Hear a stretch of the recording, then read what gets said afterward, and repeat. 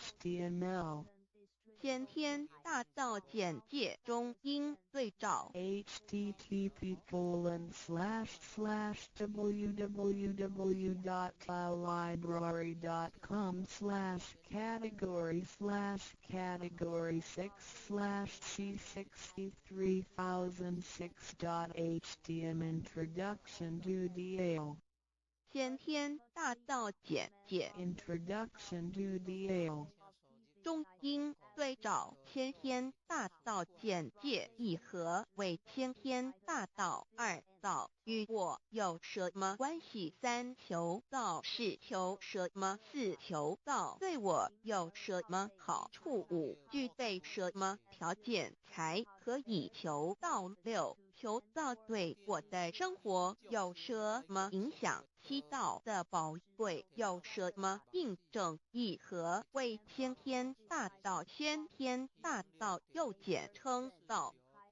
我们若仔细地去观察，心窍开悟之后，就可发觉宇宙间森罗万象皆是杂而有序，而自然界万事万物的运转，也都有一定的法则。这天地人是万物的真主宰，就是道。道乃在天地生成之前即已存在，故曰先天大道。道者理也，理就是真理。在天地人万物未生以前，道即已存在，而道能生天、生地、生人、生万物万类。在天地人万物毁灭之后，道不会毁灭。道因为无去无来，不生不灭，乃代表着宇宙间亘古不变的真理。道的本体，也就是宇宙自然的本体。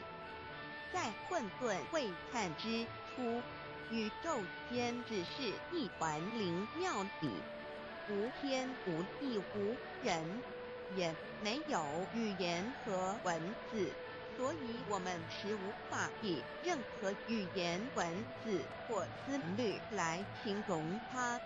故大道无名，强名曰道。我们也是勉强用到这个名词来代表它。在天地万物生成之后，道又能贯穿于宇宙万事万物之中，使一切的自然现象均能呈现和谐有条不紊的运转。这就是道的妙用。道大理为，我们虽然无时无刻离不开道的本体和妙用，却又很不容易去认识它。因此在2、3千年前，各教圣人应运出使，各化一方，针对当时天时地利及众生的根器，留下千经万典，传下诸多去恶从善的修持法门，同时也让芸芸众生认识了冥冥中宇宙万事万物均有一个真正的主宰，或称为上帝，或称为造化，或称为天主。我们称其为道或无生老，均是一名而同义。我们对道有了深一层的认识和体悟之后，就会了解天地间实无一物不是道之本体与妙用的合一。因此，道虽然含在各大教门的心意，为天门万教的总源头，确实不局限于宗教的领域里。而上帝或老也不只代表着一切宗教的最高信仰中心，更是天地万事万物万类的根本源头与最高主宰，及宇宙间永恒不变的真理之道。所以我们今天有机会了解什么是先天大道，不只找到了各大教门的最高信仰中心，也找到了宇宙的根本源头与最高主宰，更能对宇宙至高无上的真理有一个初步的认识。道之真义，在先天之先不为先，在后天之后不为后。即大上有可量，即为上有可止；为道即大不可量，即为不可止。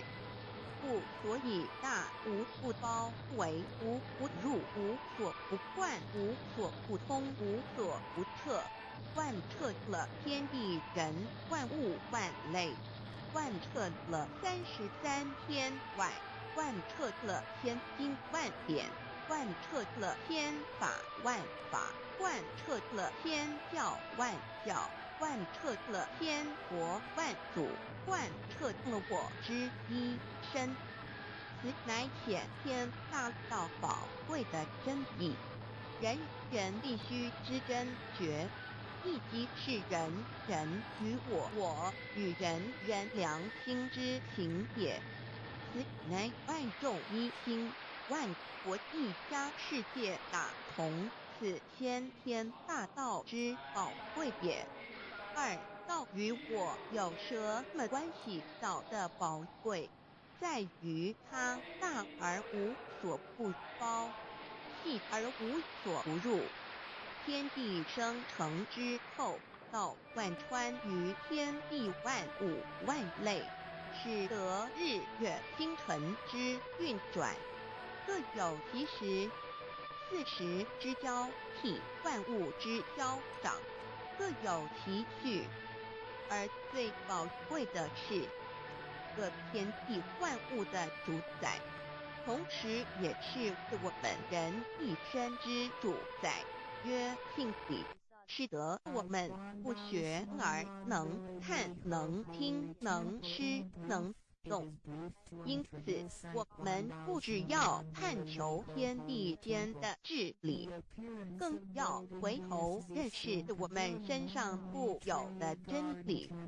故先天大道即是性理真传。道的宝贵，并不在于它有什么神秘、稀有或特殊之处，而是在于它平时，但我们却时时刻刻离不开它的本体与妙用。我们反观一下自身，就会发觉我们身体的结构是非常精密和奥妙的。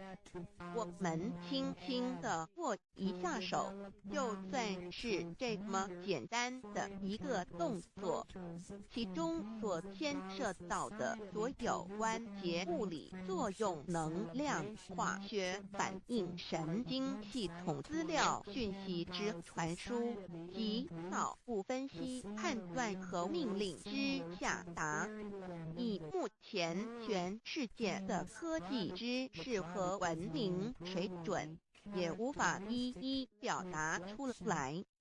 但是我们做出个动作的能力，却完全不因个人知道上了程度的差异而有任何影响。无论是学识多丰富的学者，或是目不识丁贩夫走卒，无论是成人，或是刚出生不久的婴儿，都可以轻而易举地做出的动作，人人与生俱来，不学而知，不学而能，无增无减的良知良能，就是主宰我们一生的道。我们有学习而得到的知识和才能，有忘记的时候，有疏远的时候，而道的本体和妙用，不用学习，不用思考，大而能主宰宇宙的运作消长，小而能主宰我们一生之视听言动。我们有而不知其有，用而不知其用，却又无时无刻不能缺少它的不增不减，本自具足一切。我们身上固有的道，因为就在我们身上，又称作自性老。我们了解了个主宰天地万物的道，在我们身上就有，它的作用不因受到我们赞美或否认而有任何增减。无论种族、肤色、国籍、宗教、信仰或贫贱富贵，均无分无别。因此，我们能求得先天大道，不只找到了宇宙的根本源头，也找到了不生不灭的真果。不只认识了宇宙，也认识了我一生的真正主宰。不只追求到了宇宙之治理，也找回了我身上本有的真理与良知良能。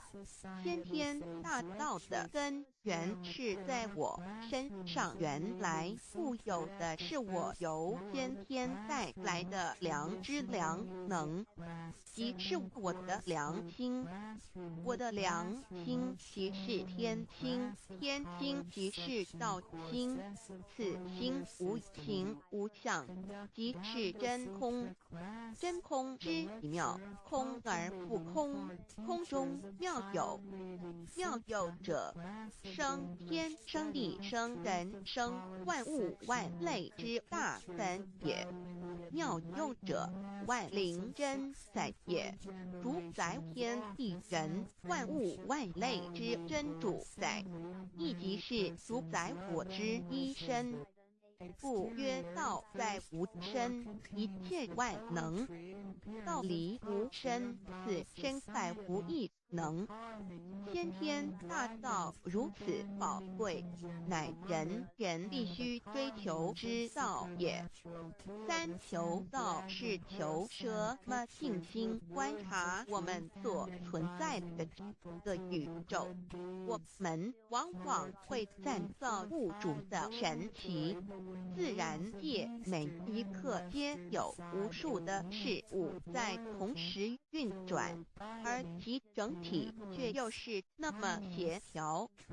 我们身上的个真理物也是一样，每一分一秒，我们身上皆有无数的生化反应、物理作用等同时发生。道的妙用吩咐在我们身上，不用学习，不用思考，其作用虽成千上万，合起来却只有一个自我，一切有条不紊，自然而成。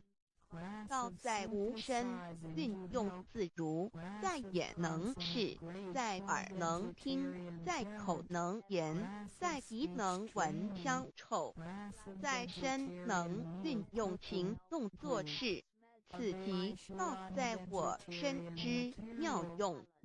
所以我们了解了道不只主宰着天地万物，更主宰我们一生。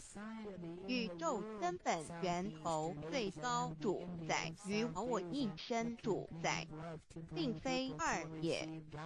道的本体无形无相，我们肉眼看不到它，手也摸不到它，但它却无时无刻不在发挥其妙用，更进而随着天时及环境而发展出语言文字经典及造福人类的文明。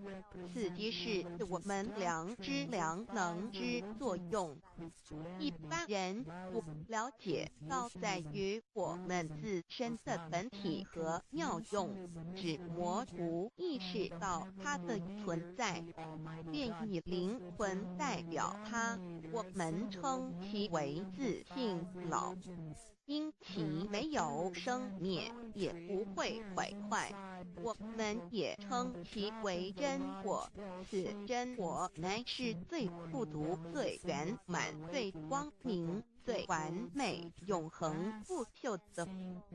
现在我们来生一看，看得见摸得着有形有相的肉体，能不能代表我把一个人生命中不同阶段的照片拿来比较，我们就可发觉面貌是无时无刻不在变化的。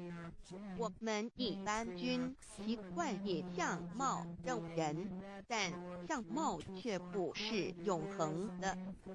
我们的肢体也不是真我，某些人不幸失去了一只手或一只脚，仍是好好的活着。我们的内脏呢？现在科学昌明，其至仅能把动物的心脏成功地植入人体。我们不能因此说这人不是他自己了。就算头的脑细胞从我们一出生就开始不断地在快死减少和变化之，因此有形有相的肉体只是真我的一个工具而已。肉体虽然看似真实，却无时无刻不在改变之中，不拘束10年又变成一堆黄土。因它不是永恒的，我们称之为假我。对于真我和假我有所了解之后，我们也就可以了解我们为什么要求到了。如今我们非常幸运能有机会求得先天大道，求得的就是三宝。三宝简单明了，但也博大精深，其内容在求道时会详细解说。现在只简单的提出2点。首先，求道就是直接点出了真正永恒不朽的真我，也就是良心本性的发。在物质文明远较精神文明昌盛的今日，假若迷失真我，我们的人生将有如行尸走肉。若是认假为真，更使我们为了盲目满足假我而做出害己害人的事情，造成自己在世时与死后的灾祸。因此，求道启发了我们内在本的真我良心，真我假我协调融合，使我们的人生不论存没，都是平安喜乐、自在充实而有意义。其次，求道也就是开启了我们身上的正门，又称良心之门、智慧之门、慈悲之门。这门非常的重要。当我们要离开一间房子时，自然由大门离去。如果此门无法开启，而被迫从窗户或阳台跳出时，就可能会摔断腿。我们的肉体就像一间房子，真我灵性就像是房子的主人。当有一天肉体要毁坏时，真我灵性若不得正门而出，被迫另寻旁门，其恐惧与焦虑是无法形容的，这也导致了死后的痛苦与不安。因此，我们可以发现到，绝大多数的人临终时，其肉体皆显现山僵硬、恐惧无助与挣扎之相。求道就是开启我们的生来死去之正门，也就是通天大路。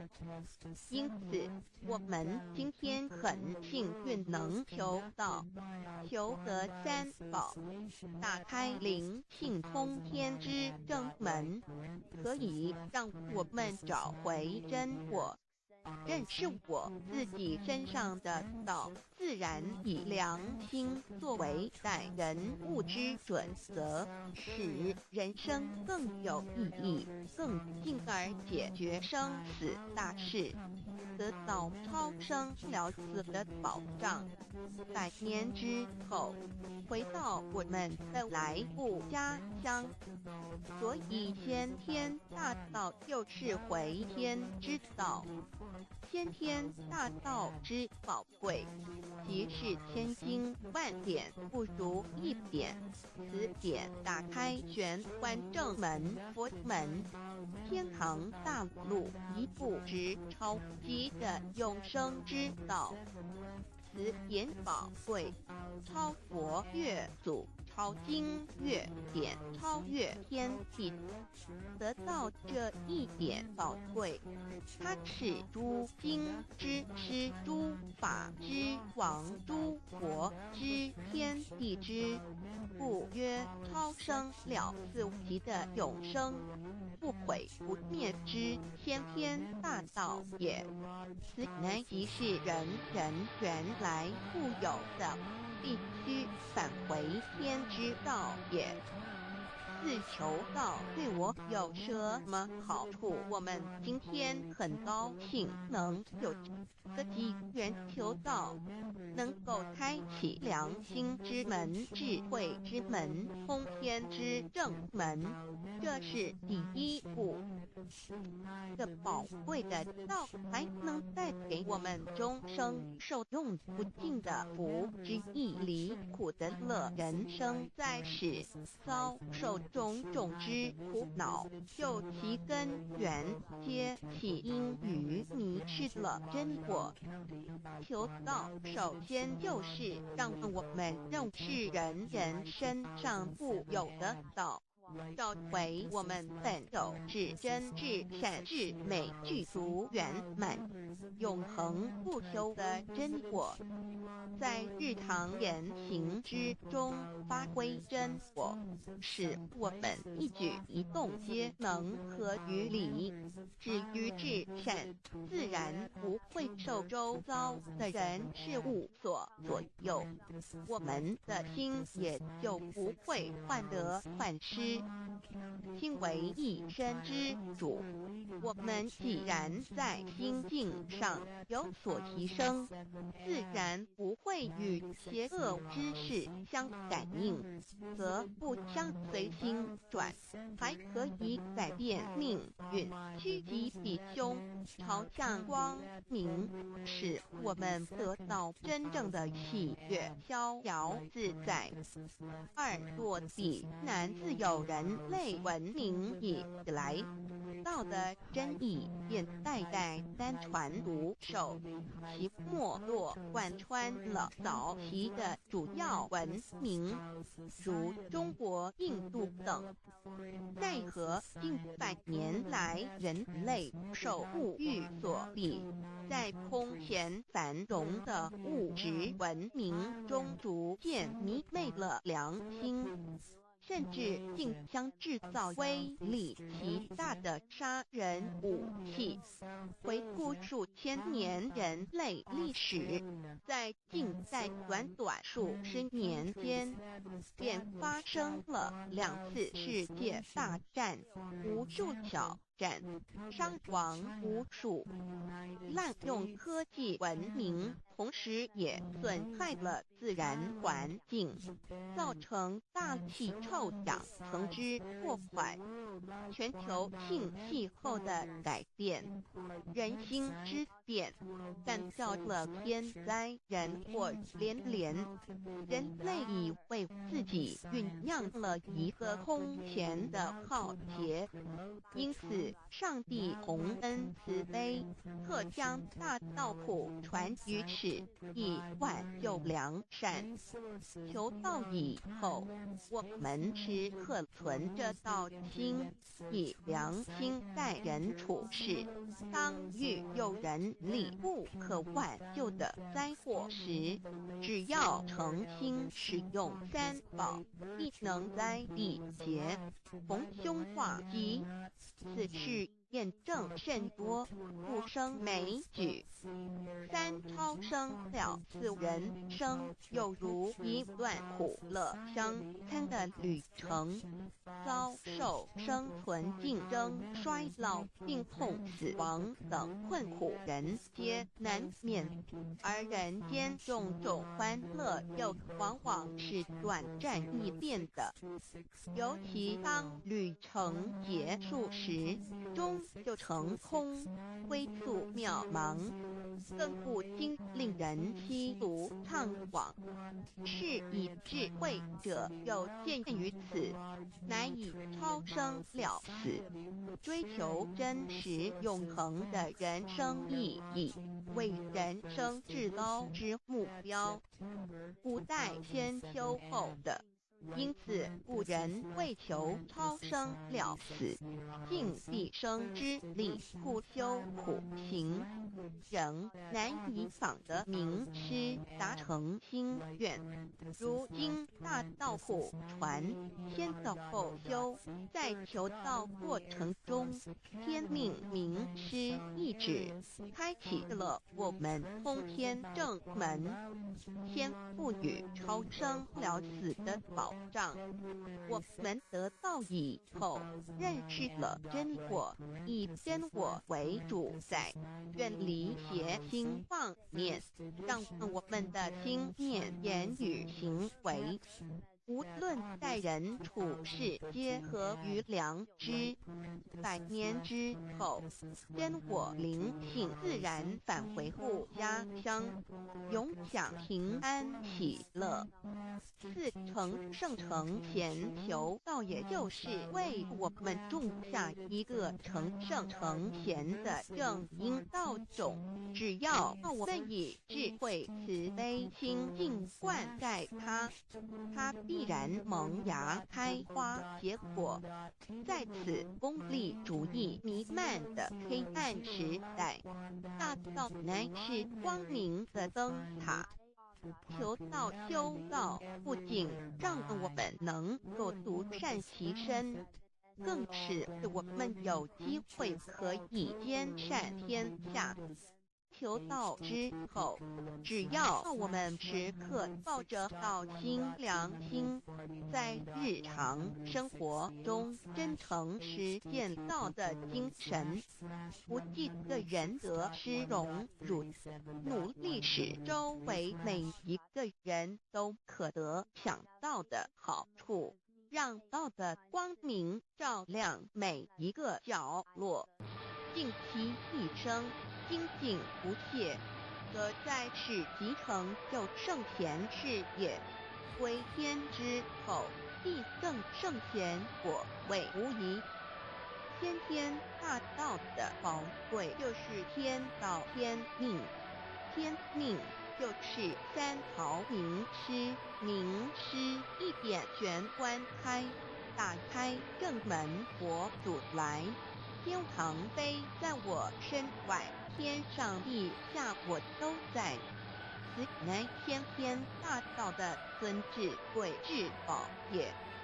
先天大道，天命宝贵，三朝名师这一点妙至极矣，非是在言语文字相生因可得，非是在千经万典上的，非是在讲经说法上的，非是在是指变通上的，非是在博学才能上的，非是在财高八斗上的，以上皆是生死法对待法，非是超生了死脱对待了生死之法也。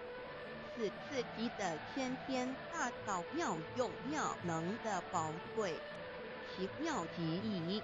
此者是无师智，此智是妙智妙慧，此智此慧是我本来固有的，由先天带来的，亦即是在找回来天地人万物万类未生以前我的初心，即我良心天心道心老心也。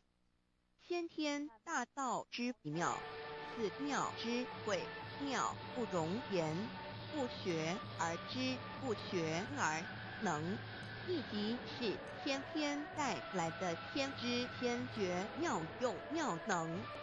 此知此觉此能此用，不用言语文字声色，不用思想，不用念头，不用言听是动，而生天地人万物万类。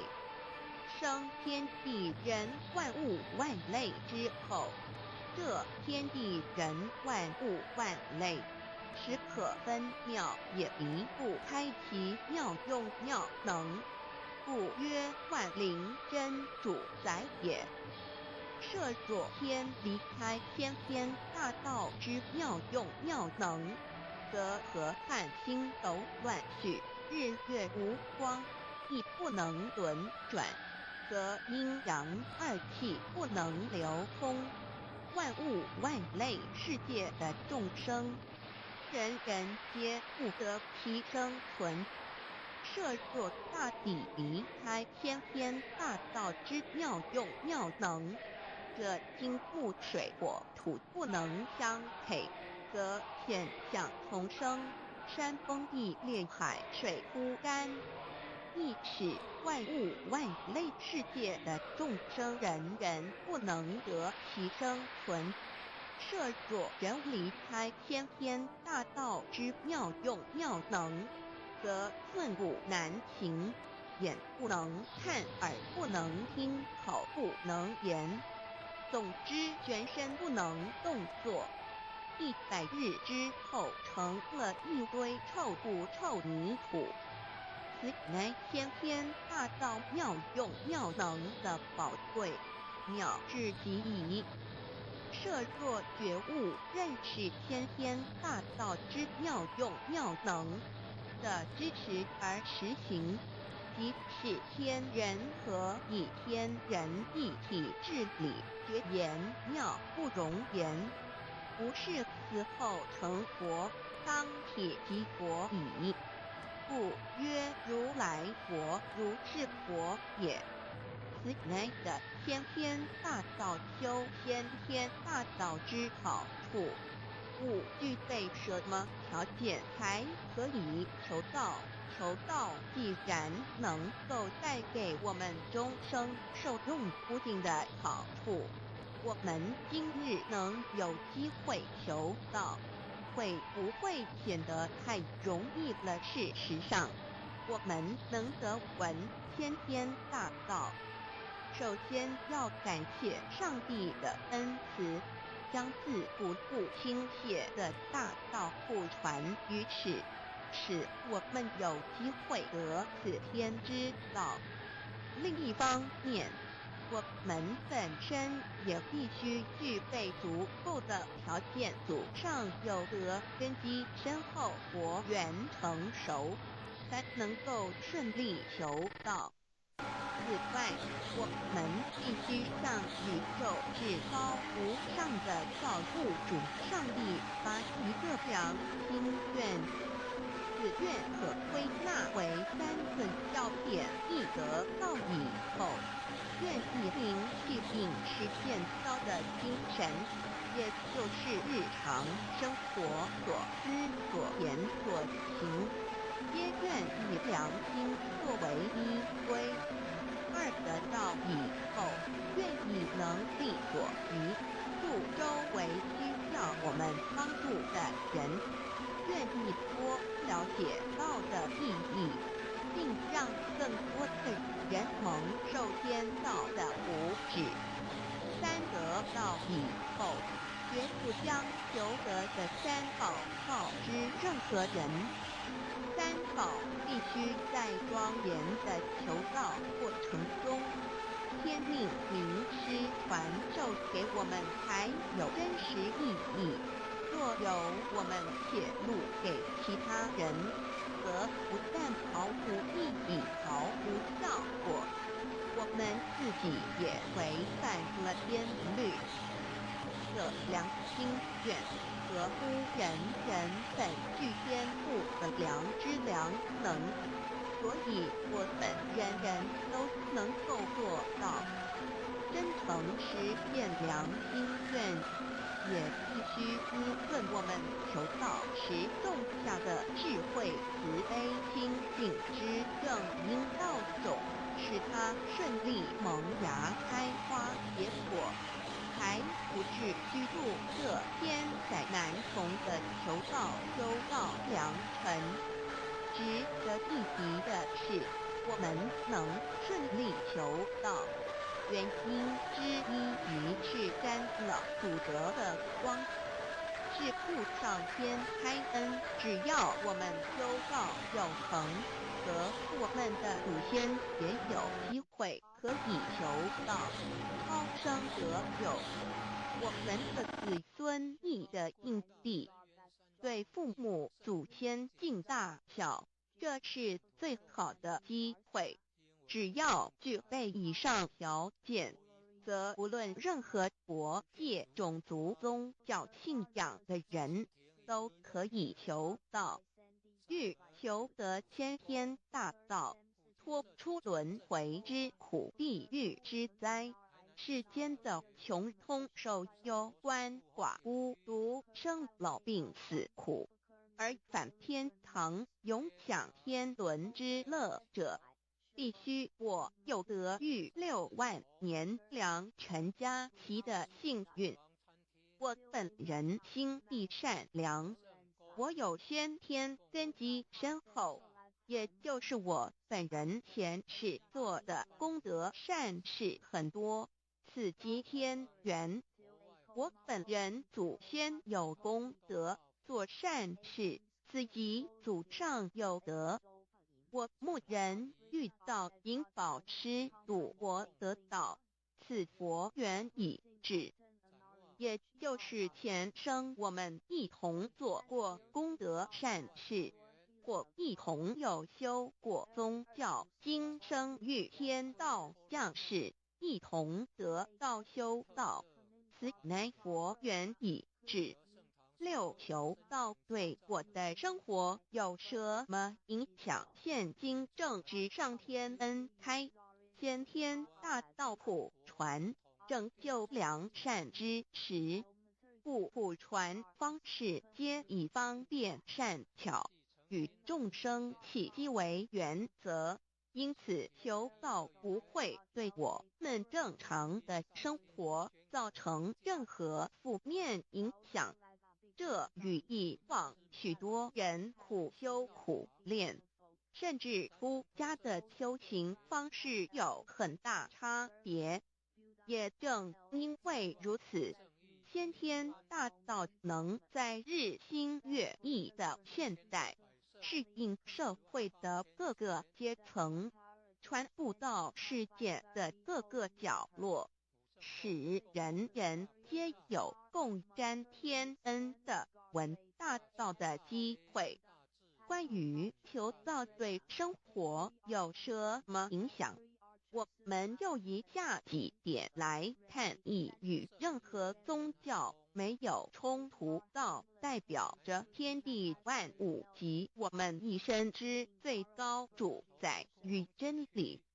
不止在各大门创始之前，甚至在天地未生以前，道就已经存在了。因此，任何教门，只要其教义是追求真理及实践良心，就不会与道有任何冲突。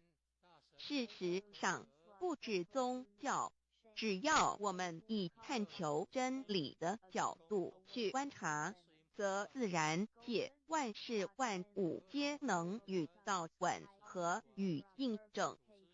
若我们原有某种宗教信仰，求道将不会造成任何抵触，也不会使我们背弃原有的信仰，反而让我们对真理的探求有更深一层的体认。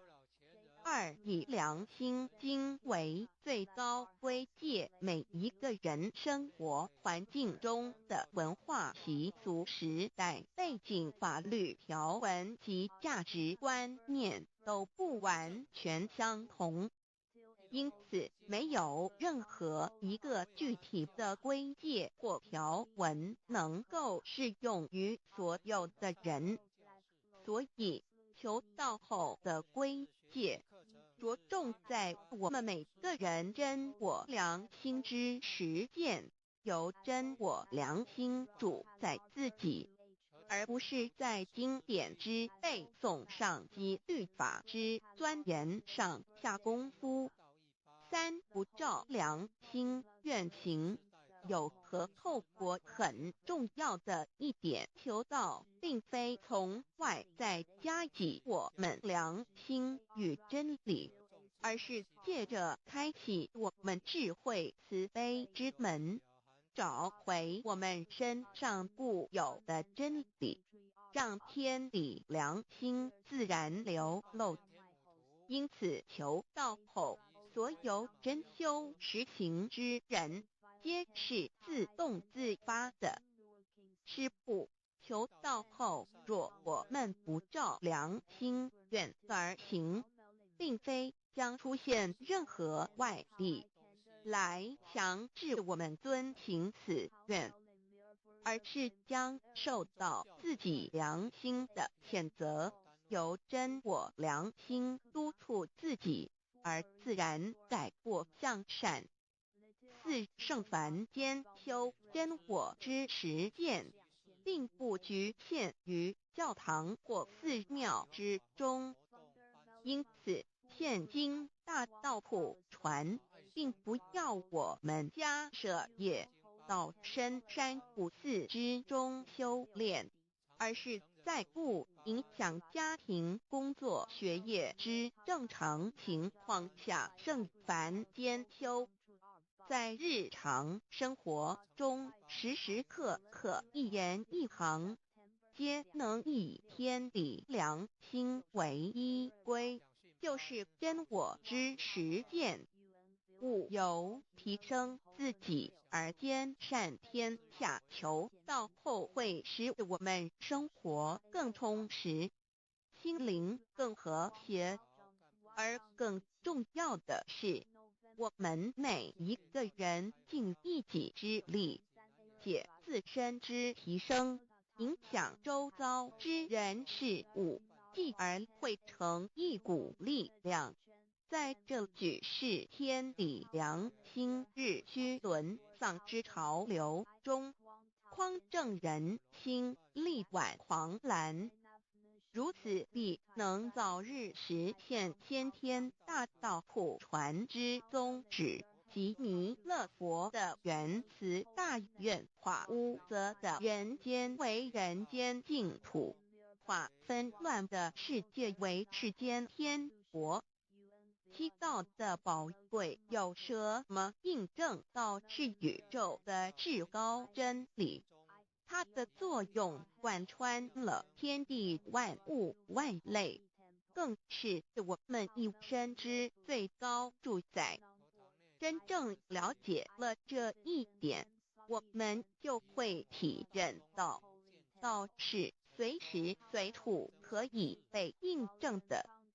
许多贤贤得道之后，发出了大诚心、大信心、大智慧，真修真行，皆能参悟到。不止在各教经典之中可以印证到，其实在任何时间空间、万事万物我们之一身，甚至一草一木，皆离不开道的本体和妙用。体认至此，自然能发出永不退转之道心。而尚未求道或刚求道者，则需借助于一些具有形象、看得到、感受得到的印证，以奠定初步的信心。依任何人，只要有求道，经过身淡天命之名师点开玄关正门，传授三宝者，无论其功德高深为末，死后皆是身软如棉，面色如生，灵性由正门归天，东不品湿，下不腐臭，甚有多至数日不变，一腔满志者。目前的科技文明和医学知识还未进步到足以解释这种现象，但却无法否认个事实的存在。这种现象虽曾出现在某些宗教中，但极其罕见而珍贵。而求道之人，除信道不笃于反道败德者，不敢定论外，其余则比比皆是。肉身既显似瑞香，足可证其灵性已登善境，当无疑问。二人虽不为万物之灵，其实是很脆弱的。自从生在这个世界上，就难免天灾人祸的威胁，甚多以求道者，在遇到人力不可挽救之危急情况下，诚心使用三宝，皆能大事化小，小事化无。这种例证多得不可胜数，无法在此一一例举。以上两点虽然极为宝贵，但却是任何人只要一求道，借着上帝的天命宝贵，立刻就可以得到的保障。此后就随个人的诚心、智慧及对真理之实践，而有或深或浅不同的体认了。如人饮水，冷暖自知。希望各位具有善根，有机会能得闻大道的先生女士，皆能入宝山而满载而归，皆能求道而同真善境。Introduction to DAY. What is DAYI? DAO and MEII. What it is in DAOID. What do I get in RECI beginning DAOB? What do we need to receive DAOBI? What impact does receiving DAO have on MEBII? What can attest the validity of DAOI? What is DAO? Observing the cosmos and all the living beings consciously, among all the earthly activities and phenomena, we will find the existence of the laws of nature. There is a supernatural origin which guides all the operations happening across the galaxy, the earth, and the human beings. We call this source Tao. Tao existed before primordial time, and even before the universe was merged. It is the origin of the world, and it thereafter nurtures all the creatures and beings. Since it is unchangeable and does not evolve with time, it is the ultimate truth. It is what all saints and sages throughout human history had been searching for. The essence of Tao is the foundation of nature. The law or the power that existed before the universe was formed is beyond description, because there were no civilizations nor creatures, let alone languages. Since it cannot be applied any name, we simply call it Tao. After the world was merged, along with the mutations of the universe, we see the harmonious actions as exhibited in seasonal changes, rhythms of time and tide, and the balance of the ecosystem. We also find some conformity of human nature across various cultures. These prove the laws of nature. This is the extension of that original Tao when it is substantiated and materialized. It merged into everything that is within us.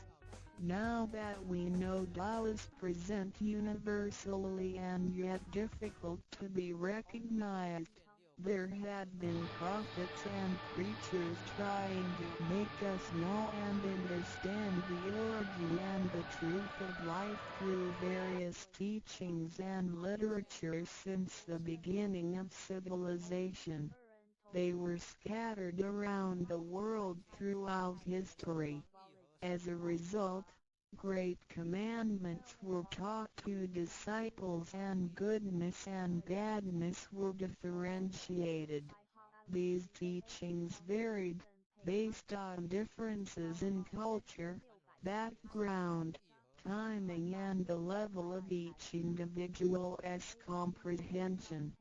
However, they all tried to express and transmit to their descendants this creator and chief of the universe. It is God, or what we call Tao. As we get to know it more and more, we will realize that the essence of Tao and its effect covers every existence without any exceptions. Tao is actually the headwaters of all religions. It embraces the essence of all the preaching and teachings. And yet, it is superior to the system of belief. It is the nature, the universe itself. Tao or God represents the highest authority and power of nature. It is also the head stream and superior to all. It is the unchangeable principle. Understanding Tao allows us not only to discover the center of all religious belief, but also to communicate with the origin and the highest power of nature. We will then be able to relate ourselves to the truth of the universe. To probe further, Tao existed before the formation of all, yet it was not anterior, which means that the creation was embedded in it. Tao emerges into the creation, yet is not posterior, which means that it is not thereafter limited. Among those created, however large, they can be measured, however small, they can be detected. It is only Tao that cannot be measured of its immensity nor detected of its existence. Therefore, it is larger than the largest and leaves nothing excluded, and yet it can be smaller than the smallest and leaves nothing not penetrated. It is ubiquitous. It merges into and governs all. It is in charge of the space, the earth, human beings, all the creatures, and all existences. It penetrates and regulates the entire universe. It is the source of all the scriptures, sutras, as well as dharmas. It encompasses all the religions, and it is what makes one a Buddha or a saint. It is the single chief of all. And, above all, it is in charge of each individual too. It is the Divine Self. This is the true meaning of Tao. We should get to know it this way and rediscover our own invaluable treasure. So, to practice Tao is to revive one's own conscience as well as everyone else's and to act upon it accordingly.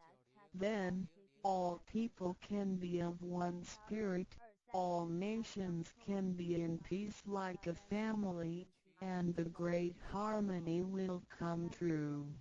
How precious does Tao and me the significance of Tao is in its immensity and ubiquity. Its mightiness guides the universe to carry on with changing seasons and evolving creatures. The countless aspects of the natural phenomena seem so capricious and yet really in order and in cycles. This almighty being also resides in each of us. It is the Divine Self, the natural quality of a person. It enables us to see, to feel, to taste, to hear, and to move without learning. While we research the ultimate truth in the universe, we should turn in upon and see into ourselves to discover that Divine Self. We will find the rules that govern the universe also comply with the way we are. Tao is not something too far to reach, nor too mysterious to comprehend. It is nothing particular, but has to do with our daily lives. We cannot do without it. Every movement we make, in order to see, to touch, to feel and to think, is associated with Tao. Consider how many wonders are hidden in our body, how delicately our physical functions are carried out. For example, when we shake hands, the components involved would include the coordination of joints and muscles, the chemical reactions of energy, the transmission of information through nerve systems, and the actions occurring in our brain such as issuing orders, making judgments and analyzing situations.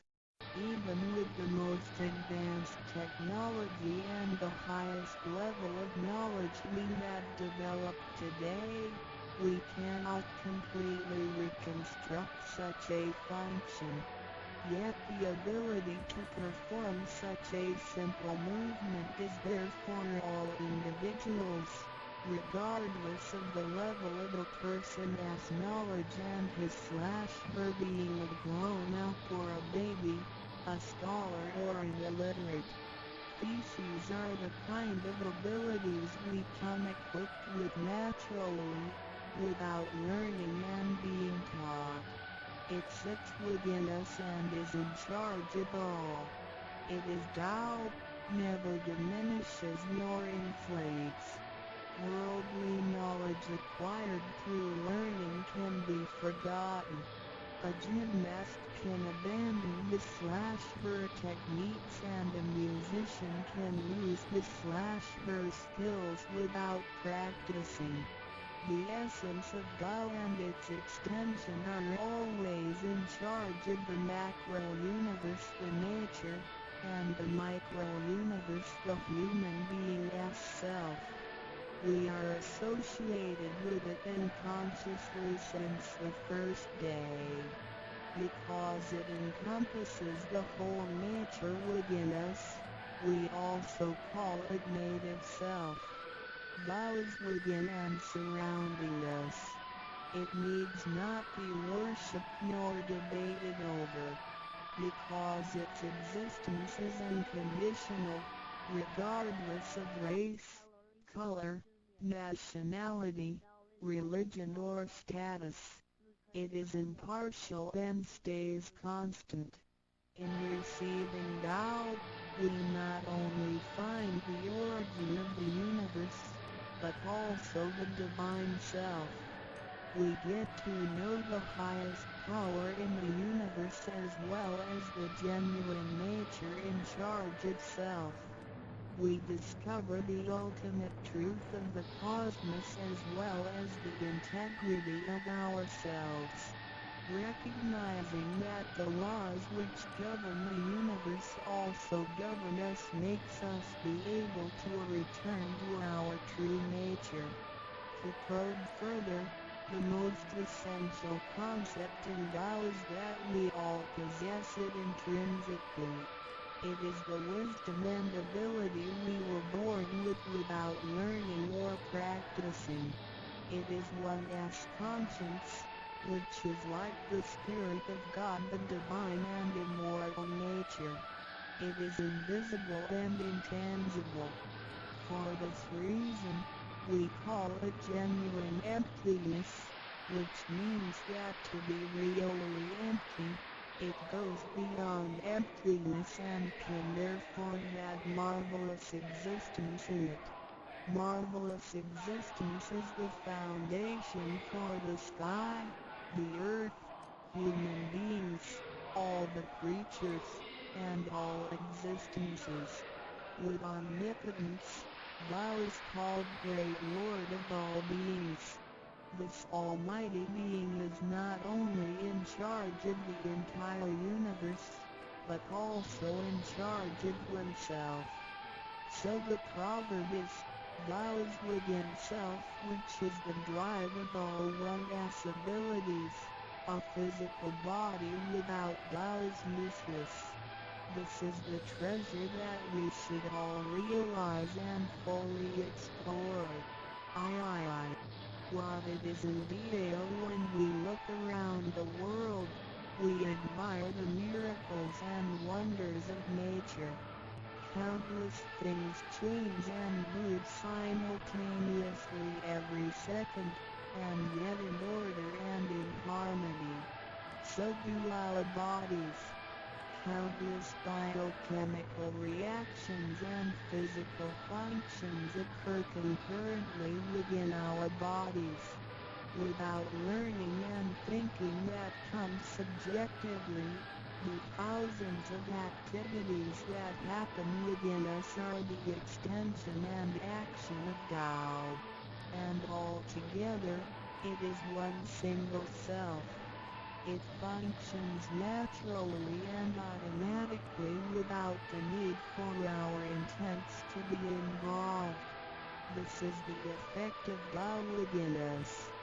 Tao is not only in control of the universe and nature, but also in charge of every human being in his/her own actions. In other words, it is the same source that governs us as well as everything else. Tao is invisible and intangible, but it has been working out its magic before day one. Thereafter, languages, cultures, religious scriptures, literature, and civilization were developed. They all originate from Tao functioning within us. People don't realize it is Tao that has been residing and working within us and have used soul to represent the confusing and yet irrefutable being. Because it is eternal and intangible, we also call it true self. This true self is the most abundant, brilliant, and imperishable being. Let us take a look at our tangible body and see if it can be the true self. We know the pictures taken throughout one's life show different faces and expressions. We recognize people by face, but our looks change and are not permanent. The handicapped, with impaired arms or legs, can also lead a complete life. One with a transplanted animal heart is still a human being. Even our brain cells keep decreasing and changing every second from the moment we were born. Therefore, the physical body is only the interim residence of the true self. Though it seems so real, solid and alive, it turns into dirt eventually. We call it false self because of its tentative and transient nature. By recognizing the difference between the true self and the false self, we understand the reason and importance for us to receive Tao. Luckily, we are given the opportunity of receiving Tao and learning the three treasures. The three treasures are straightforward yet profound. The meaning and details of them will be illustrated through the rite of receiving Tao. Here, we only discuss two issues. First, by receiving Tao, the true self gets plucked out. It leads to our conscience. Upon the time when material pursuance surpasses spiritual seeking, giving up the true self only makes us a walking corpse. In order to fulfill and satisfy the sensational desires of the false self, we may commit wrongdoings and harm others, eventually creating troubles for ourselves.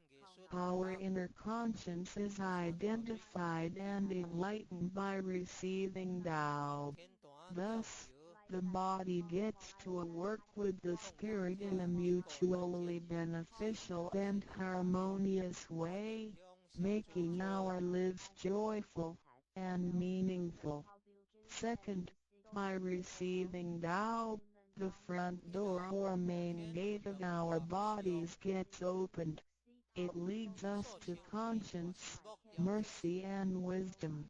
When we leave a house, we leave through the front door. If the front door is locked, we may have to leave through the back door, or even by breaking the window or jumping off the balcony. We may fall and get hurt by doing so. Our body is like a house, and our soul is the master who lives in the house. One day, when the body is aged and depleted and the soul has to leave, we can imagine its horror if it cannot leave through the correct exit. This is the pain and discomfort human beings experience at the coming of death and after death. As we know, for most people, when they are dying, their body shows stiffness and signs of helplessness and confusion. After we receive Tao, the door of life and death will be opened. Being able to receive Tao and the three treasures while having the door to heaven opened, we had the opportunity to recognize the true self and the Tao that dwells within us. We are going to treat people and the world with conscience and make our lives more meaningful. We can transcend life and death. Within 100 years, we will be able to return to where we came from. Therefore, the heavenly Tao is also the way to return back to heaven. To probe further, the enlightenment of Tao is superior to studying thousands of sutras. This is the value of Tao. The enlightenment of Tao opens the main gate, the front door, which is the entrance to heaven. It gives us the guarantee to be exempted from rebirth cycles and to reach eternity. The superiority of this enlightenment lies in that it surpasses Buddhas and saints, it exceeds the scope of sutras and dharmas, and it transcends the universe. Tao is therefore source of all sutras, king of all dharmas, mother of all Buddhas, and creator of the universe. Transcendence of rebirth cycles leads to eternity. Being imperishable, Tao never deteriorates, and we had never lost it at all. Hence Tao is the direct way back to heaven. What do I get in RECI beginning DAO as mentioned earlier?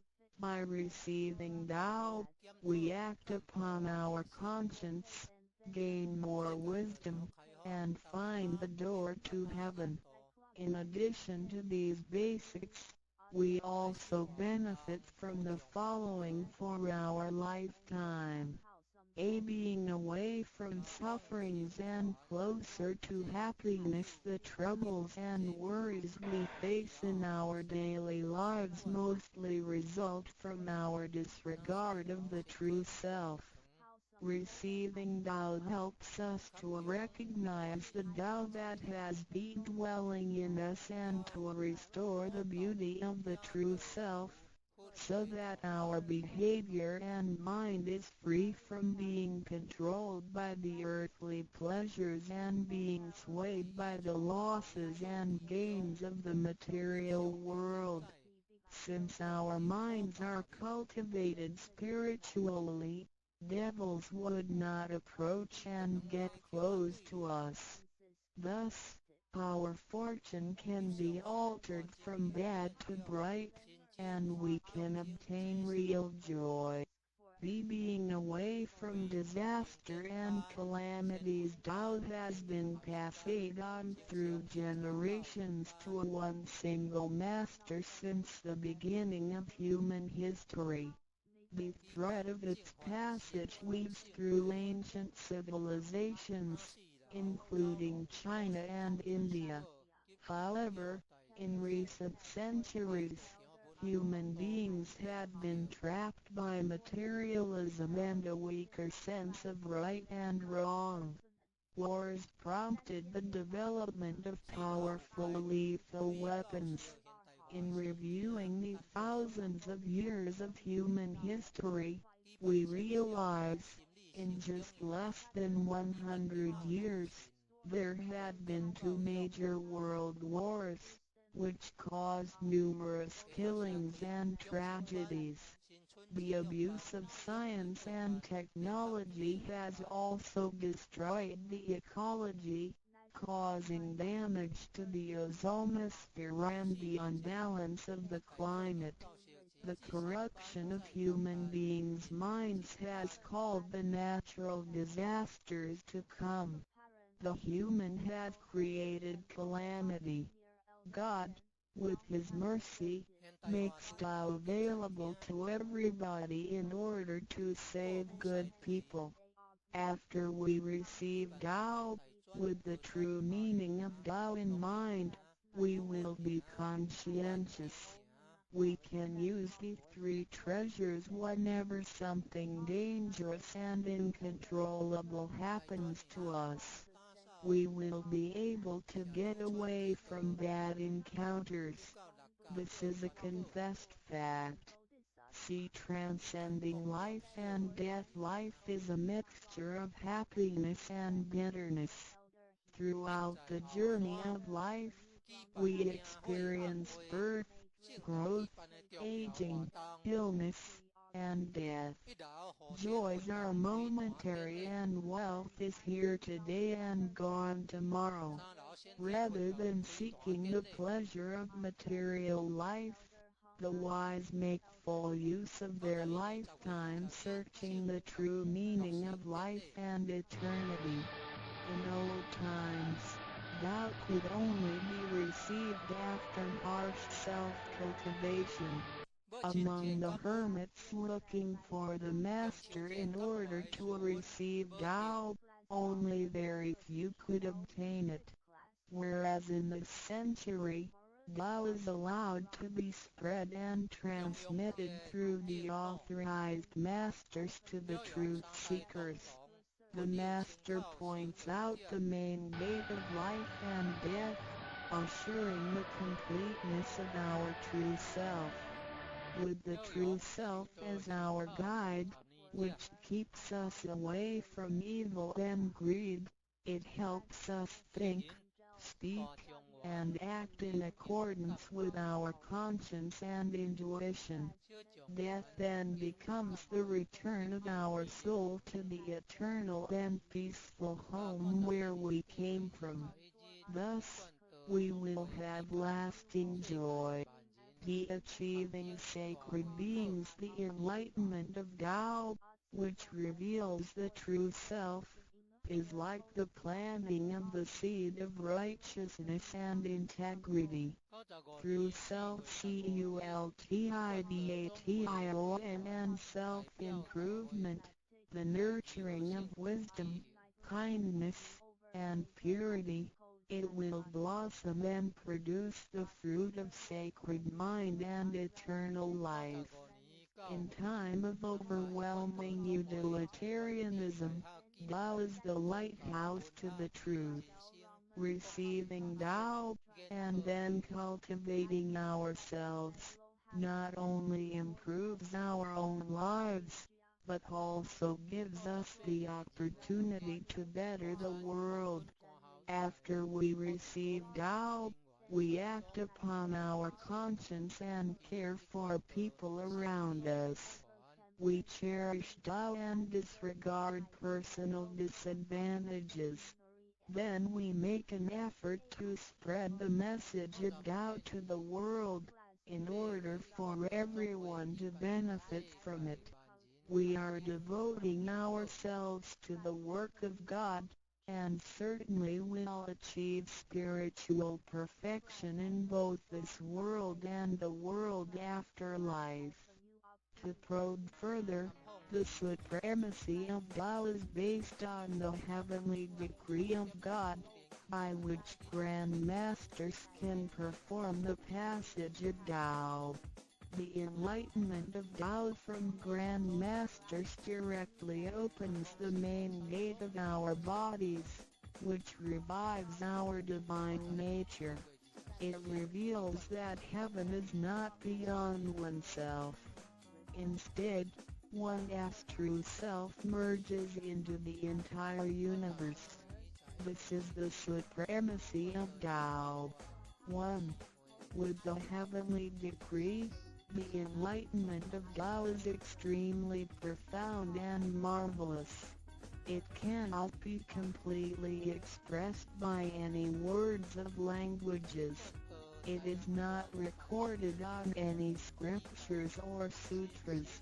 It cannot be described by preaching, nor can it be acquired by human intelligence, nor derived from knowledge and experience, nor achieved from gifted talents. Because the above mentioned all have to be created and can be eliminated, which means that they cannot last forever themselves. They all bear partiality and cannot be applied universally. Hence, they cannot surpass life cycles, nor can they reach eternity. 2. The wonder of the effects and omnipotence of Tao is beyond words. It is the wisdom that does not come from learning. It is what we acquire from God and possess intrinsically. It is the same divine heart before the creation of the universe. It is conscience, the holy heart. It is the divine and immortal nature, the Spirit of God. 3. Tao is too marvelous to be described. It makes us know without learning and function without practicing. It is a prior wisdom, perception, potency, and ability. It is not constrained by words or languages. It functions without thinking, intents, or even actions. However, it can create the sky, the world, the human, all beings, and all existences. All these, after being created, still cannot carry on without Tao even for one moment. Tao is therefore called Great Lord of all beings. 4. Without Tao, the stars and planets in the sky wouldn't he had been in order. The sun and the moon couldn't he had illuminated or revolved properly. Then the yin-yang energies wouldn't he had circulated, and, as a result, this world wouldn't he had been suitable for all of us to live in. 5. Without Tao, the 5 primary elements of the earth, metal, wood, water, fire, and soil, wouldn't he had been balanced and complemented one another, which could have put the entire world in chaos. Mountains would have collapsed, lands would have cracked, and oceans would have dried up. Likewise, this world wouldn't he had been an environment for us to live in. 6. Without Tao, we, human beings, wouldn't he had been able to walk, to see, to hear, to speak, or to move. Our physical bodies would deteriorate quickly into a pile of soil in 100 days. 7. If one really comprehends the effects and omnipotence of Tao, and can practice accordingly and persistently, one can communicate with and be united with God. This is the absolute truth. It is a glory and marvel beyond description. Therefore, it not after death that one becomes a Buddha.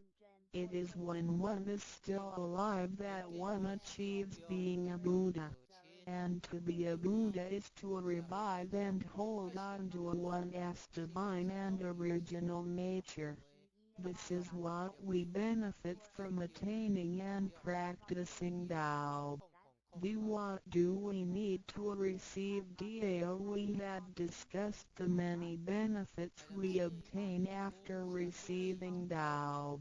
Some would wonder why there is so much given to us.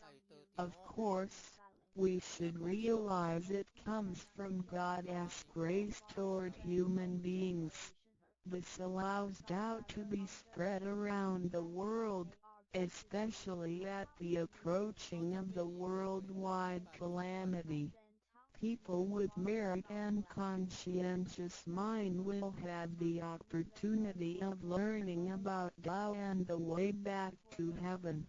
It always holds true that people who had the fortune of receiving Tao are derived from the tree of righteous ancestors.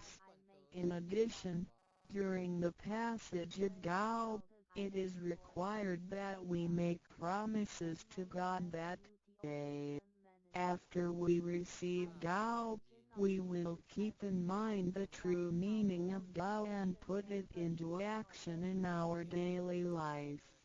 What we speak and what we do will all be based on our conscience.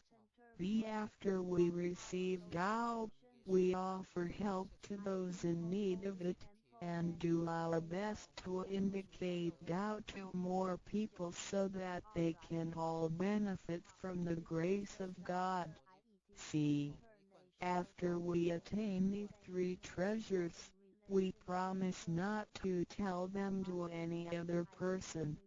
These three treasures can only be transmitted through authorized masters in front of God. If we reveal them to any person, they become invalid to the person, and we also defy the heavenly decree. All the promises required are reasonable and achievable. It goes with our nature. If we practice and keep the promises, we will be able to become a wiser and a better person. We will become merciful, and nurture the good seed of doubt planted in our mind. One last thing to mention is that one of the reasons we are able to receive Tao is due to the good deeds of our ancestors. Therefore, as we persistently practice Tao, our ancestors will also benefit from it, and so will our descendants. As long as you are prepared for the above mentioned, you are qualified to receive Tao, no matter what nationality, race, or religion you belong to. Notes: in order to be exempted from the rebirth cycles, to avoid the ordeal of hell, to alleviate the suffering and misfortunes in our lives, and to be able to return back to heaven after death and enjoy permanent happiness, we have to receive Tao. And the general qualifications are: 1. To be with a compassionate heart, and to be fortunate enough to be born in a time when Tao is available to the public. 2. To have sown the seeds of virtue by helping many people and offering lots of charitable services in the previous lives. This is the divine affinity with God. 3. To have ancestors with beneficences and welfare work as well. 4. To meet the introducer and guarantor who indicate the way to attain Tao to me. It is very likely that, in the previous lives, we did charitable services together, or we felt cultivated together in the same religion. So, in this life, when Tao is available, we can help each other out and practice Tao together again. So time is right for Tao due to our divine affinity. What impact does receiving Dao have on me as we mentioned before? And like the old days when hermits had to leave their families to receive Tao through meditation and self-cultivation, Tao, at the present time, can be received in a way that is applicable and conforming to our practical needs. We don't have to give up our lifestyle in order to attain Tao. By the grace of God, Tao is intended to be delivered to the public at all levels of occupations and around the world, rather than being limited to a privileged group of people. The impacts that receiving Tao can have on our daily life are summarized as the following. A receiving Tao creates no conflicts with any religions. Tao governs the universe including all human beings. It existed before the formation of any religions. It is concordant with all religions, in the sense that religions preach the awareness of conscience and the pursuit of the truth. We don't need to give up our religion in order to receive Tao. On the contrary, by receiving Tao, we will have further understanding of the truth. The conscience becomes our ultimate guidance due to the variations of cultures, customs, backgrounds, legislation, and value systems. It is difficult to find a universal guideline for all of us to follow in our daily life. In receiving Tao, the main commandment is to act by our conscience, the true self, rather than by literature. We should be sensitive to the conscience, rather than be familiar with the laws. C. We will voluntarily keep the promise made while receiving Tao. Through receiving Tao, we are not offered conscience or true self, but merely the opening of the door to a wisdom and mercy. Therefore, we restore the heavenly principles inherent in us, and strengthen the power originating from our conscience. There is no external force that makes us keep the promises and commitments that we made when we received Tao. The only force comes from the guilty feelings that result from our misbehaviors, which reduces the mistakes we make. The practicing Tao can accommodate our worldly affairs. The fulfillment of practicing Tao and conscientious awareness does not have to be accomplished in a temple or church.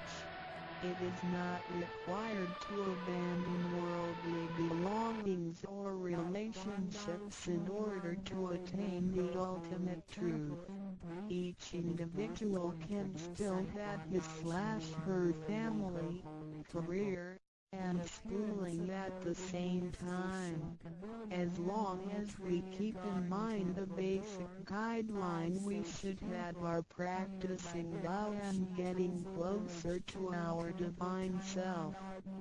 We will make a better world by improving ourselves first after we receive Tao, by realizing the true self and what we are.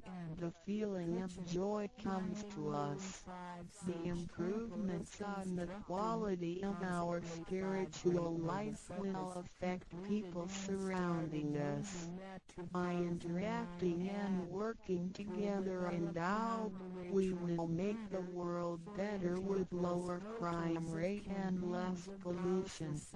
The wish of Maitreya will finally come true to turn the world into God's kingdom and make people all live in harmony.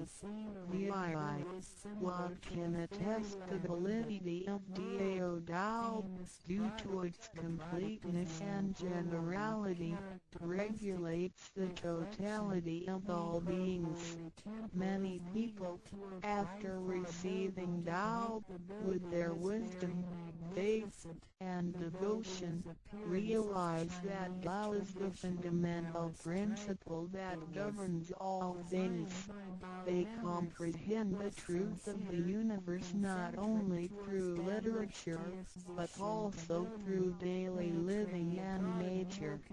Their faith in Tao becomes strengthened and they move forward in their spiritual life. However, for people who haven't or just received Tao, Tao can be confirmed through revelations. Anyone who has received Tao with the front door open shall die peacefully. One proof of this is that for those who have received Tao and died, their bodies remain soft and their faces vivid. Since the soul leaves the body through the correct exit, the corpse can actually remain uncorroded for a few days. With the most advanced modern science and technology, it is still difficult to explain this phenomenon. However, it is a fact that cannot be denied. This has happened before in some religions, but very rarely. For people who have received Tao, this kind of testimony is ubiquitous, unless they had committed serious sins and corrupted their own mind. This can prove the soul has reached an ultimate harmony. He being the superintendent of the things on earth, human beings are nonetheless weak. Since birth, we are subject to unpredictable accidents and natural disasters. There had been many people who encountered danger, used the three treasures with faith, and got away from the danger or reduced the damage to the minimum. Testimonies of this kind are numerous. The above two mentioned are rarely heard of and difficult to believe, but they are the immediate security given by God once a person has received Tao. Thereafter, with each individual's faith, wisdom, and the accumulation of good deeds, one will come to know the truth more and more. It asks of you to experience the value of this treasure. I hope you will have the opportunity to receive Tao, experience it in your life, achieve ultimate perfection, and realize eternity.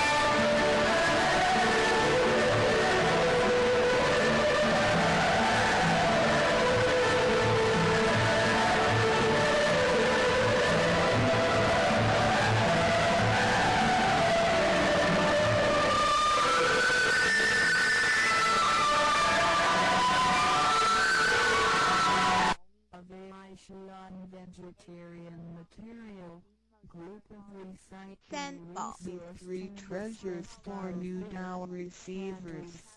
他人的一生中有许多值得庆贺的事情，但却有更多无价且必须要全力以赴来追求的东西。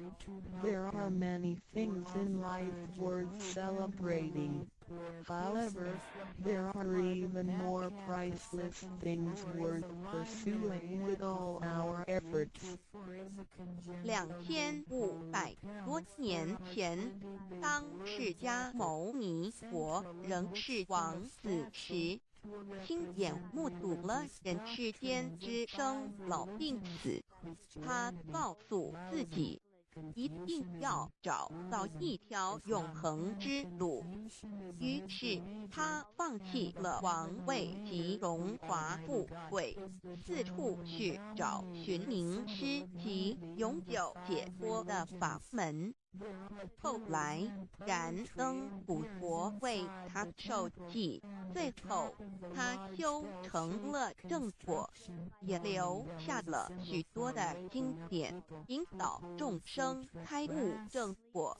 About 2,500 years ago, when Sakyamuni Buddha was still a prince, he witnessed the four sufferings of life: birth, old age, sickness and death.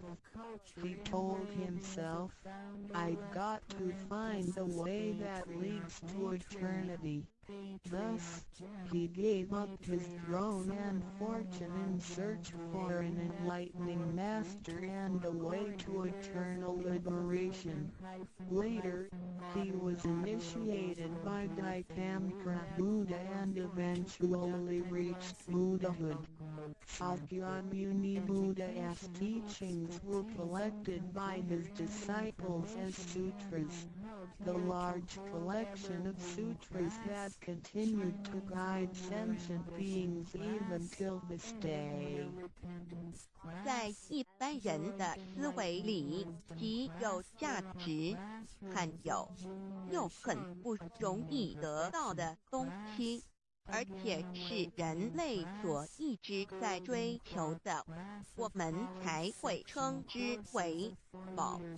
今天您在上天的恩典及诸佛菩萨的祝福下求了道，得了三宝。这道就是当初佛陀及无妄经来的修行者、宗教家倾一生之力所追寻的永恒之路。过去因为天时未至，道是单传独授，得道者稀，修行者常有，踏破铁鞋无觅处之憾。如今上天慈悲大开普渡，得道者众，求道者可说是得来全不费功夫。虽然得道容易，也是自己累世佛缘根基深厚，祖上有德所致。所以当您求完道时，大家都给您道喜。Generally, we call a precious, valuable, and rare item which is highly sought after as a treasure. Today, because of the grace of heaven and the blessings from all Buddhas and Bodhisattvas, you have received Tao and the three treasures. Tao is the way to eternity that Sakyamuni Buddha, countless cultivators, and religious people had been searching all their lives. Before 1930, Tao was transmitted on a one-to-one basis, and in enlightening master could only transmit Tao to one qualified individual because the timing for universal Tao transmission was not right. The number of people receiving Tao were scarce due to the lack of opportunity to meet with an enlightening master and receive Tao. What a pity! Because of the grace of heaven, now is the time for universal Tao transmission, and therefore, many people had the opportunity to receive Tao. Although it may seem relatively easy to receive Tao, receiving Tao is actually based on your affinity with Buddhas, your deep spiritual foundation, and the beneficence of your ancestors. Thus, after you had received Tao, everybody would express their heartfelt joy and congratulate you. 依照三宝来修行的话，可以帮助我们。第一，跳脱生死轮回；第二，净化我们的业力，改变命运；最后返回天上的故家乡。Practicing these three treasures can truly help us in the following ways. 1. Transcending the cycle of life and death. 2. Cleansing our karma, changing our destiny, and eventually returning to our heavenly home. 一般的人由于业力的牵引，不得不再度来到这个世界上，每来一次就会造些业。漫漫的人生路上，总是有着诸多的不如意、抱怨、忧愁、烦恼、病痛等。面对命运的枷锁与生死的轮回，却不知所措，更无法跳脱出来，实属无奈。Because most people as destiny are led by their karma, they have to go through the cycle of life and death repeatedly without choice. Each cycle of life and death would accumulate some karma, good and bad. Therefore, their long journey of life would be filled with different kinds of complaints, worries, annoyances, sickness, and sufferings. Life's journey is never what we expected. Most people are imprisoned by fate and trapped in the cycle of life and death. They feel helpless because they failed to find a way to become liberated. 我们人的身体只是灵性暂时居住的房子，当生命旅程结束时，灵性会脱离身体，进入另外一个世界。而求道时得到的三宝就是回天的凭证，这也是人生中最重要的一件事。以下是像是需要您放在心上的意，不要忘记三宝，也不可以泄露三宝。二不反倒败得三多了愿。多行功立德，如此我们才可以回天上的故家乡。Our physical body is a temporary home for our soul. When the journey of our life comes to an end, our soul will leave the body and enter another world. The three treasures you have received are the token for returning to the heavenly home. They are the most important things in our lives. The following are the 3 main points that you need to keep in mind. 1. Do not forget and disclose the 3 treasures. 2. Do not do anything illegal, immoral, or harmful to yourself and others. 3. Do as much as you can to fulfill your vows and accumulate merits and virtues. By following these 3 points, you will be able to return to the heavenly home. 现在，让我们来简单地介绍一下三宝。Now, let us briefly introduce the 3 treasures. 第一宝，玄关窍，灵性进出的门户。The first treasure, heavenly portal, the main gate to our true nature/true self. 在庄严神圣的求告仪式中，电传师在我们的玄关窍这么一点，点燃了自性之光明。当下玄关窍立刻现出了如同绿豆大小般之佛光。我们可以看一下各宗教圣人的画像，每位圣人之头部都有一个光圈，此光乃是自性之光。借着后续的修行及行功立德，此佛光会逐渐扩大，最后就像各教圣人的光圈一样地光亮圆满，展现出来的智慧及德行，随着因缘愿力而四处利益众生。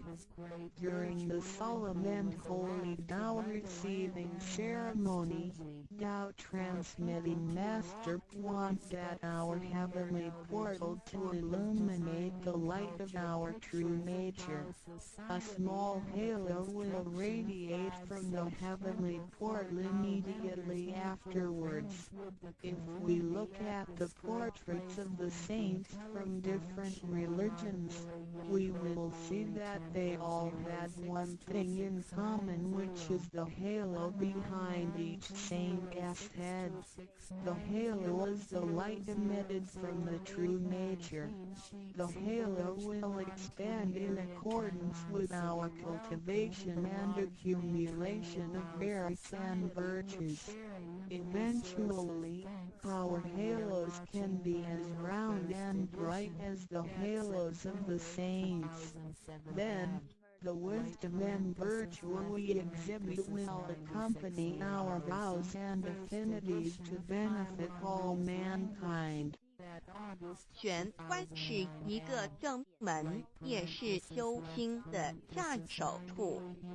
行住坐卧之中，常收束身心，从玄关发出之念头，都是正念、慈悲心、喜舍心、智慧心。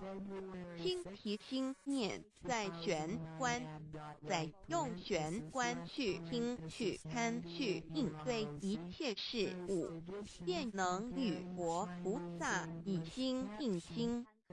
Heavenly portal is the main gate of our body. It is also the starting point for us to cultivate our heart. Every day we need to manage our mind and body properly. Each and every thought from the main gate is righteous because it is full of mercy, compassion, joy, giving, and wisdom. Focus our mind slightly on the heavenly portal and use this focused attention to listen, look, and deal with everyday matters. Then, we can unify our heart with the heart of Buddha and Bodhisattvas. 我们求道是了解我们有的真主人，真主人也是住在我们的家里面。每间房子都会有主人的房间，主人有主人该睡的地方，客人有客人该睡的地方，这不能错乱的。Receiving Tao is to help us recognize the true Master. Our body is like a house. Now, we know that this true Master lives in our house. Every house has a master bedroom. The master bedroom is the room where the master sleeps in. Guests have to sleep in the guest rooms because only the master should sleep in the master bedroom. This arrangement should not be altered in any way. 各教经典也有关于玄关窍之论述。子曰：谁能出不由户和莫由私道也？每个人要走出房子，都要经由门户。对肉体有如火宅，修行者欲跳脱此火宅之束缚，何不走这一条光明大道呢？ The classics, sutras, and scriptures of different religions all contain descriptions of the heavenly portal. Confucius said, "Who can go out without using the door, so why doesn't anybody follow the way? Now everyone gets out of the house through the door." The physical body is like a burning house. A cultivator needs to take the correct and right path in order to break free from the confinement of the burning house. 圣经里也提到， Testimonies of the heavenly portal can also be found in the Holy Bible. 眼睛就是身上的灯， The light of the body is the eye. 你的眼睛若了亮，全身就光明；你的眼睛若昏花，全身就黑暗。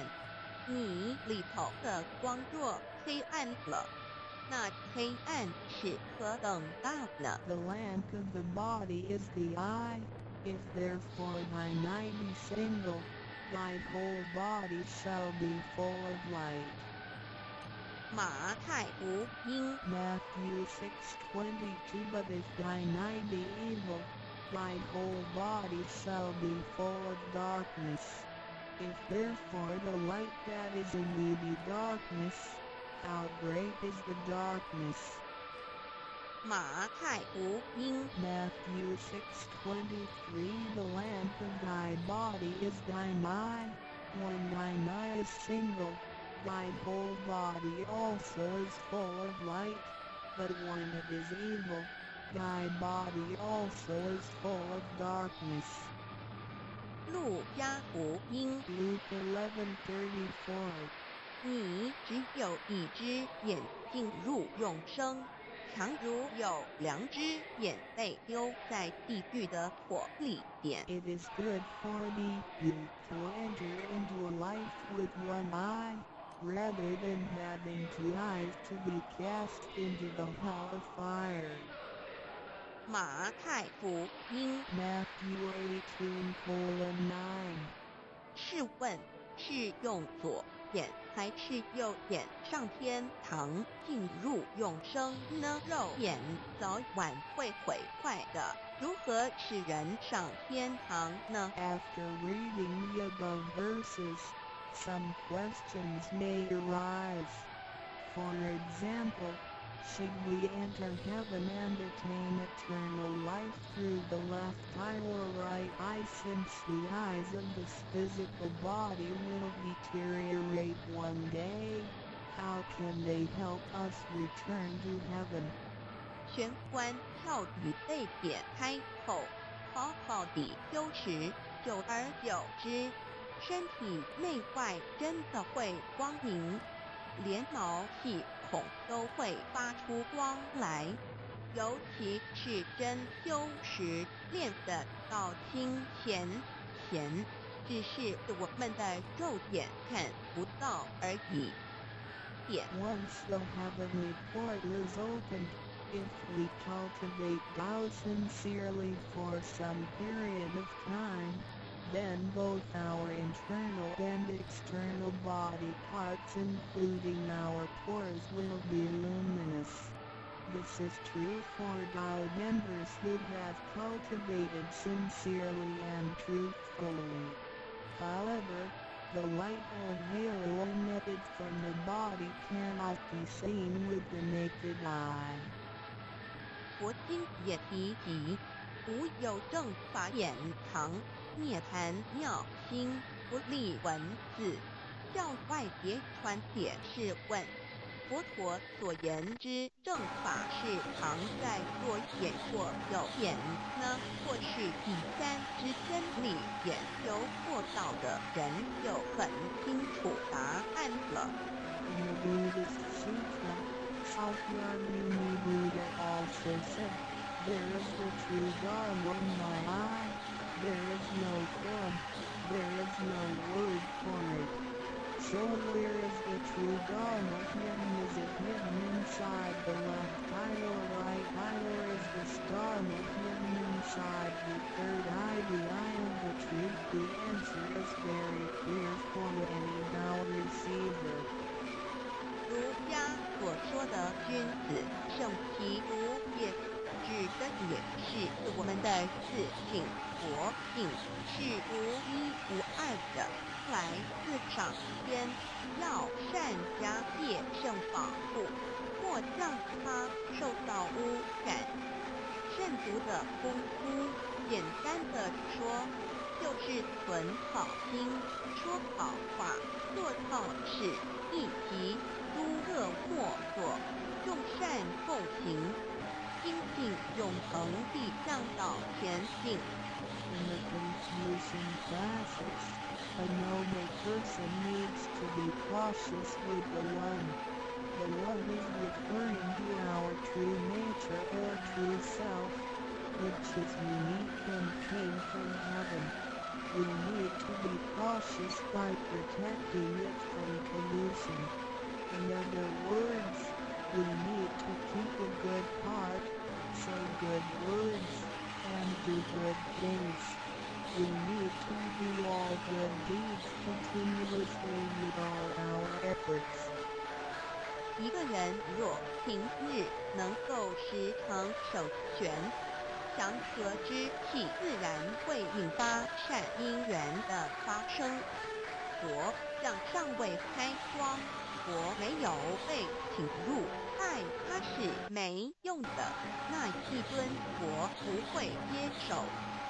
你本身就是一尊佛，要开光，要求道，求道就是开光，告知你真主人在哪里。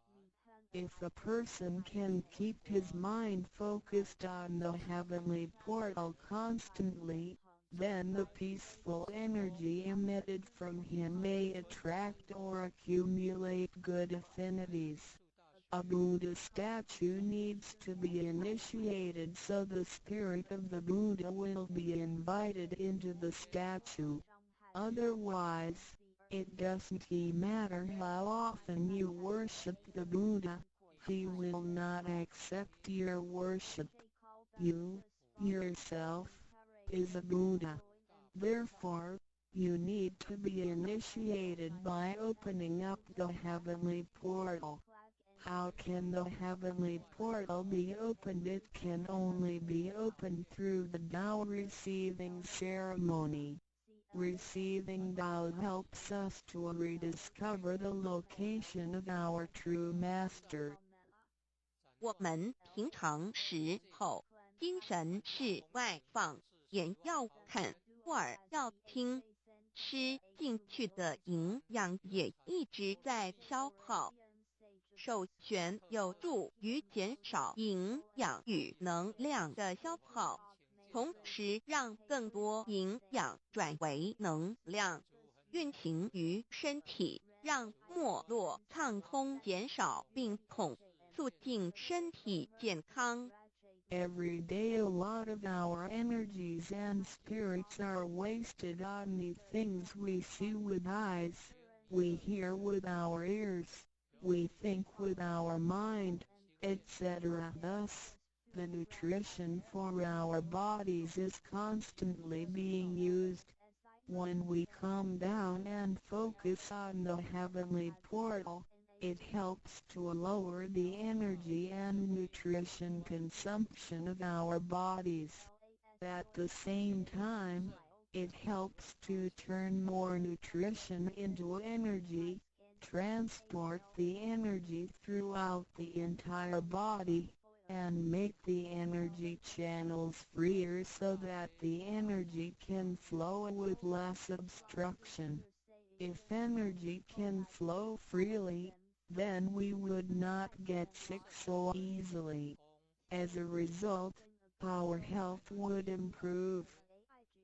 第二宝，口诀五字真言。 The second treasure, heavenly mantra, the 5 words. 念五字真言，不是外求净土，而是内生净土。口诀又名五字真言，口之修养也。口轻而诱人，骂人则口不清，实着者口不清，言实以正，有道也。Reciting the heavenly mantra silently will lead us to the inner Pure Land within ourselves instead of the Pure Land on the outside. The heavenly mantra is also called the 5 words. It is used for the cultivation of the mouth. Benevolence is expressed through a pure mouth. If one curses and consumes impure food, then his mouth is considered to be foul. Therefore, if you say good words and consume pure food, then you can become one with Tao. 第一个字，无即无对待之真理世界一性佛性自性。真我二儒家中庸之天命之谓性，也就是说，我们都是老母的分灵，都是兄弟姐妹。The first word means Wuji. It is the world of absolute truth with no opposites. It can be explained as 1. Our true nature, Buddha nature, true self. 2. In the doctrine of the mean, what heaven or heavenly matter confers is called true nature. In other words, our spirits came from heavenly matter. In this sense, we all are brothers and sisters because our spirits all came from the same origin. 第二个字，太极有阴阳相对待，诸如日也，善恶、高矮等，也可以理解成一人心。二儒家之率性之谓道人们的心思是错综复杂且迷惑的，因此需要依循着上天所赋予之纯善的天性，走在正道上。The second word means Taiji. It is the world of duality.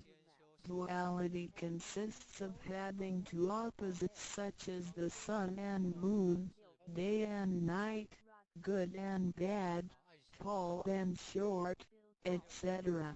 It can be explained as 1. Our mind. 3. In the doctrine of the mean, in accordance with true nature is called the way. Tao. The human mind is complex and often filled with confusions. Therefore, we need to follow the true nature from heaven and take the righteous path. 第三个字，黄极物质的现象世界，它不是永恒不变的，也可以理解成一人生二儒家中庸之修道之谓教。 The third word means Wanji. It is the world of physicality, which is the one we live in. Nothing in this world is permanent.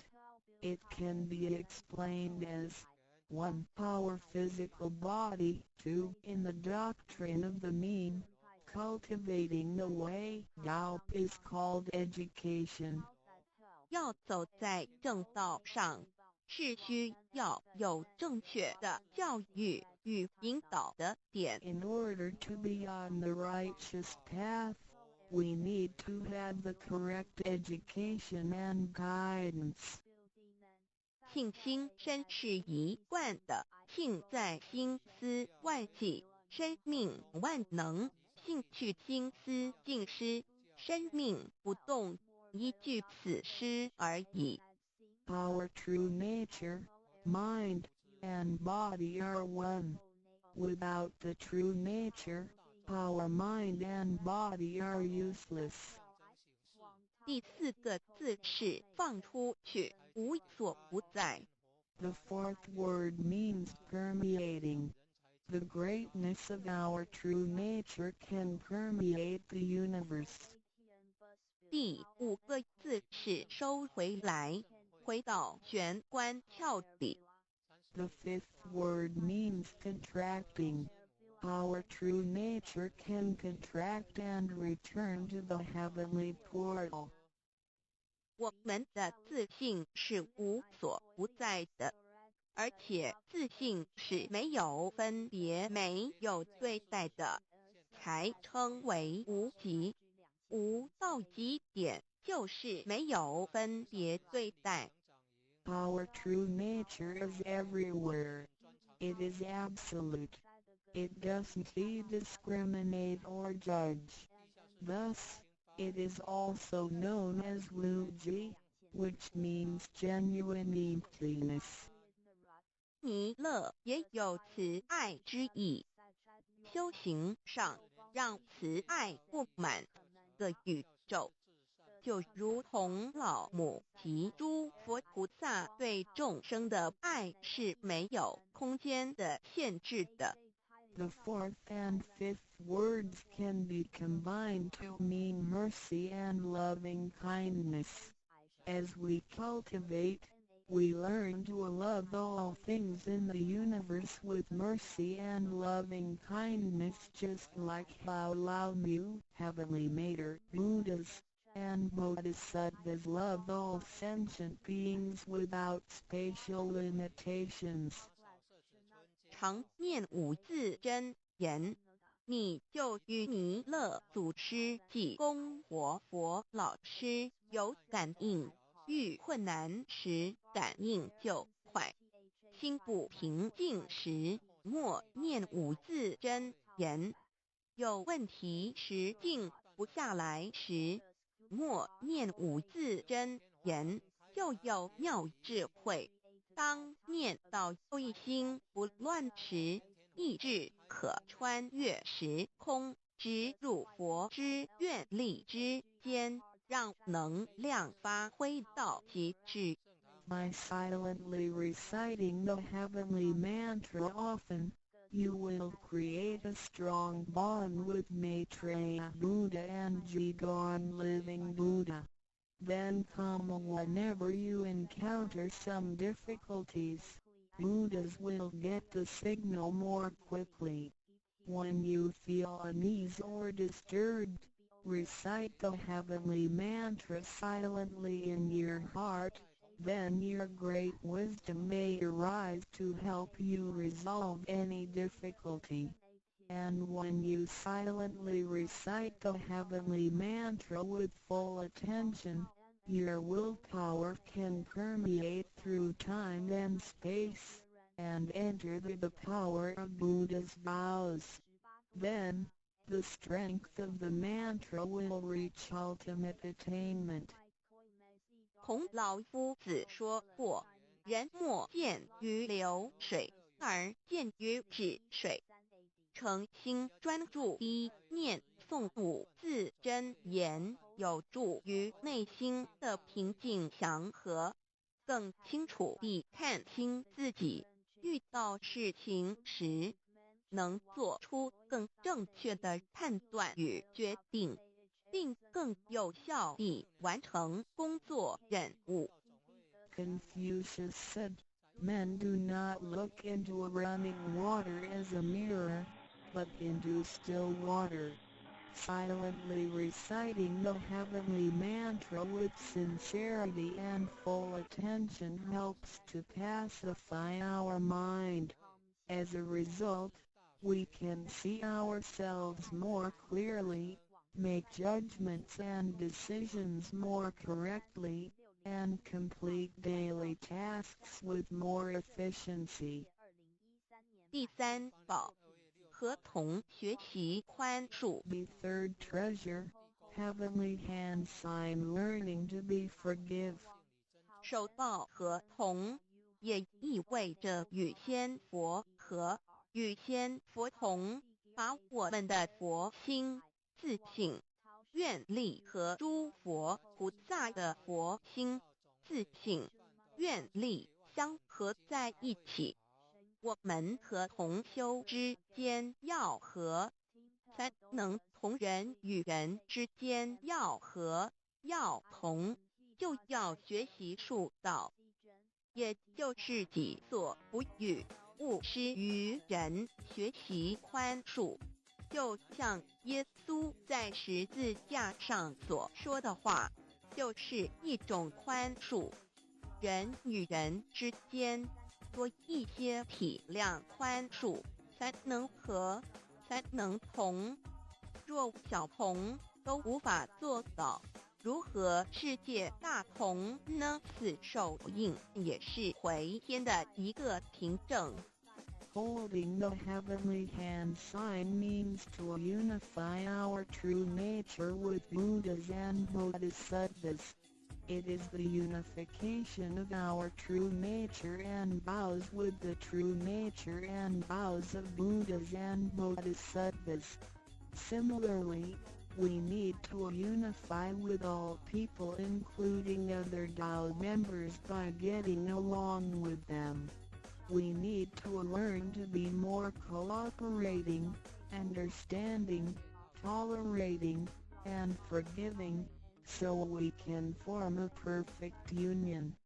Confucius said, "Do not do unto others as you would not have others do unto you." The last words of Jesus Christ were also words of forgiveness.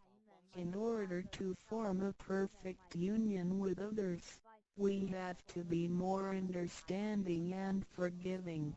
If we cannot form unity with the people in our society, how can we form unity with the rest of the world and achieve great harmony? The heavenly hand sign is also a token for returning to the heavenly home.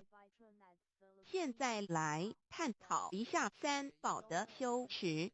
Now, let us examine further the practice of the three treasures. 三宝珍藏蕴含道统真传、天命真传、心法真传，这三样每一样都很重要。The three treasures encompass the true transmission based on the lineage of Tao and the mandate of heaven. It is the wordless heart-to-heart transmission. Each of the three treasures is equally important. 求道时，点传师点的右手点完玄关之后，会用左手在玄关前做一个附带的动作。此动作之意义为何呢？简单的说，左手的手掌心就像一面镜子，要我们用此自信之光向内照视自己，也就是一般所称之回光返照。自自我省察、自我检视，也是修行的开始。During the Tao receiving ceremony, Tao transmitting Master pointed at our heavenly portal with his right hand and made a gesture of covering it up with his left hand. What does this gesture mean? Simply speaking, the left palm is a metaphor for a mirror. The gesture signifies the constant use of this mirror to examine our inner selves. Self-introspection and self-examination are the beginning steps of Tao cultivation. 每个人自身有各自性真助人在当家，不是由眼、耳、鼻、舌、身、意六根产生之六种情境当家，也就是说，不被眼见之事物、耳听到之声音、鼻子所闻到之气味、舌头尝到之味道、身体所触摸到的东西及自身之习性来掌控我们。Every single person has a true nature or true master who is in charge of the mind and body. We should not let the 6 perceptions produced by the 6 roots of sensation, eyes, ears, nose, tongue, body, and mind, be the master. In other words, we should not let what we see with our eyes, what we hear with our ears, what we smell with our nose, what we taste with our tongue, what we feel with our body, and what we think with our mind, be in control. 现代人生活过于忙碌，需要留点时间收心。济公活佛老师慈悲说过，平时常手悬，祥和之气自然会引发善因缘的发生。为什么我们修道到最后，心性无法再提升？因为我们很少去反省自己，甚至从来不问问自己内心深处什么是我们的真正需求，什么是我们的根本。若不从根本上去下功夫，以为来佛堂听道理就是修道，心性当然无法提升。Nowadays, everyone lives a very busy life, so we need to spare some time to relax and bring peace back into our mind. Our holy teacher, Jigon Living Buddha, mercifully said, in your daily life, you need to find a suitable time and place to focus on the heavenly portal and empty your thoughts. Then, the peace and harmony around you will attract good affinities. How come our mind hasn't been elevated even though we have cultivated for some time? It is because we seldom examine ourselves. We never introspect ourselves, try to figure out what our needs are, and what the root is.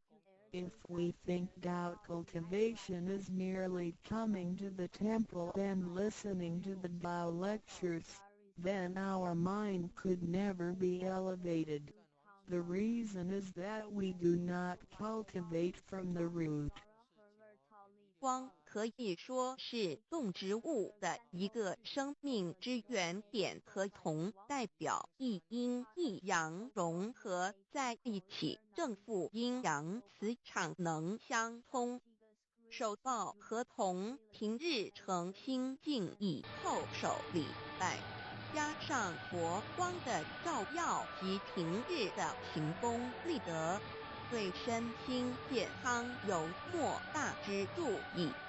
Light can be recognized as the source of life for animals and plants. The heavenly hand sign symbolizes the combination of yin and yang and the connection between the positive and negative magnetic fields. When we hold the heavenly hand sign and pay respect to heaven and Buddhas wholeheartedly, the heavenly light will shine on us. This heavenly blessing and the daily accumulation of merits and virtues will benefit us greatly in every aspect. 修持三宝时，首先要做的就是自我的反省，然后向第一宝自信佛忏悔、感恩。生生世世以来，我们不断地在轮回，身口意不断造业，污染了自信佛，让其承担了罪业，不需忏悔。同时，也因为自信的作用，对肉身得以勤功立德，利己利人，不需感恩于他。When practicing these three treasures, the first thing we need to do is to truly introspect ourselves. Then, we need to sincerely repent and thank our true nature. We had been through many cycles of life and death. In every cycle, we created karma, good and bad. The bad karma we created had polluted our true nature. At the end of every cycle, we burdened our true nature with the sins we committed. Therefore, we need to repent for the mistakes and bad karma we created with our bodies. However, it is because of the possession of this physical body that we had the opportunity to accumulate merits and virtues and create good karma to benefit ourselves and others. Thus, we need to thank our true nature for guiding our physical body in doing these good deeds. 第二宝，常默念五字真言，让心中的爱自然流露出来，爱自己，爱众生。第三宝，多包容宽恕别人。26中，无论身在何处，更要时时提醒自己的心，愿力要和天佛菩萨的心，愿力相合。If you silently recite the second treasure, the heavenly mantra, often, then you will naturally love yourself and all sentient beings. If you use the third treasure often, then you will be reminded to be more tolerant and forgiving. Always remind yourself that you need to unify your heart and vows with the heart and vows of Buddhas and Bodhisattvas. 道场处处都是行功了愿的机会，要多行财师、法师、无畏师，度化更多众生返回不家乡。如此，必得上天加批拨转，不好的业力会逐渐消减，从此改变了命运。当然，当我们在布施或为上天办事时，目的并不在于希望能交换到上天的祝福，让自己得到什么好处。事实上，是因为我们的诚心敬意和无条件的付出感动了上天。继之而来的就是加诸在我们身上的恩典与波转，这是任何人都无法阻挡的。There are many opportunities within the Tao society for one to accumulate merits and virtues. We need to seize every opportunity to help more people to return to the heavenly home by making some material contributions, truth sharing, and voluntary contributions. As a result, we will receive blessings from heaven. Then, we can change our bad fortunes and bad karma into good ones, so our destiny can be changed as well. We do not make material contributions or propagate Tao for the sake of our own benefits. If we do good deeds with sincerity and without asking for anything in return, then heaven will reward us. We will, then, receive grace and great help from heaven. These blessings will come naturally to us without hindrance.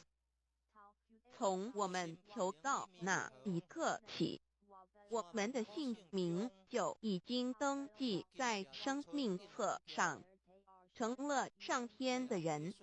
上天无时无刻没有不注意着我们，都在看着我们有没有在用三宝，是不是有什么事情需要济公活佛老师帮忙的。From the moment we received Tao, our names had been registered in heaven. We had become the citizens of heaven. Therefore, heaven will continue to watch over us to see if we practice the three treasures or need help from Holy Teacher, Jigon Living Buddha. 现今人类的物质科技虽较以往进步，但幸福的指数并没有提升，而且灾劫越来越多。部分的原因在于人的负向思考与行为、自私与贪婪，造成价值观的扭曲与变相。有太多的人对未来都有着不乐观、不安定的感觉。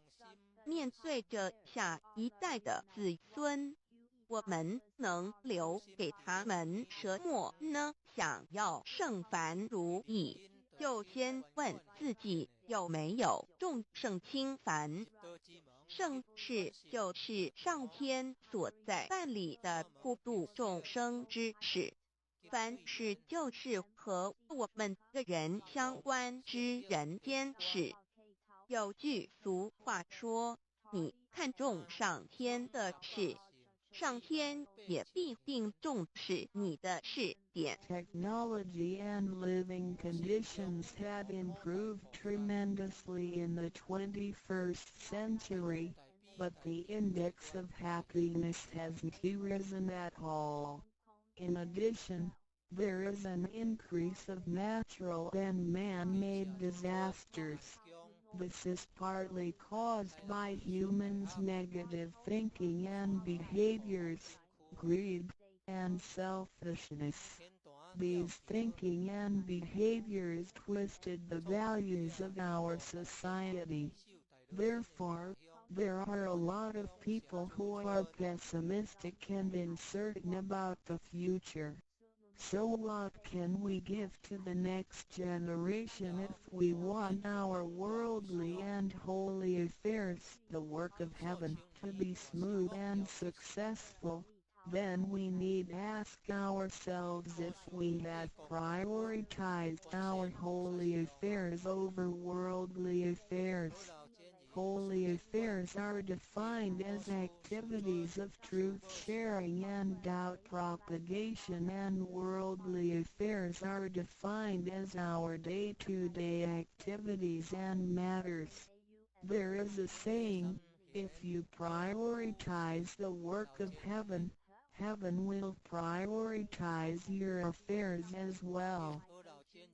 愿大家能在三宝修持上多下功夫，守住自己的愿力，并实际付诸行动，带着真心佛性，借着个肉身来做佛事，共为三曹普渡而尽心尽力，众生将会因你而得救，你也因众生而成就。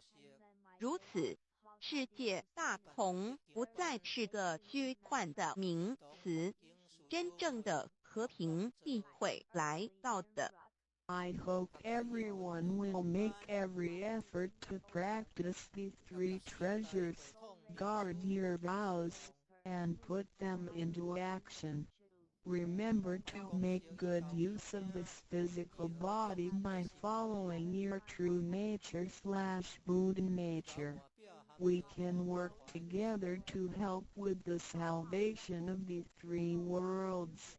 Because of your efforts, sentient beings can transcend the cycle of life and death. In return, you can succeed because of these sentient beings. Then, great harmony is not just an illusion. It will certainly be achieved.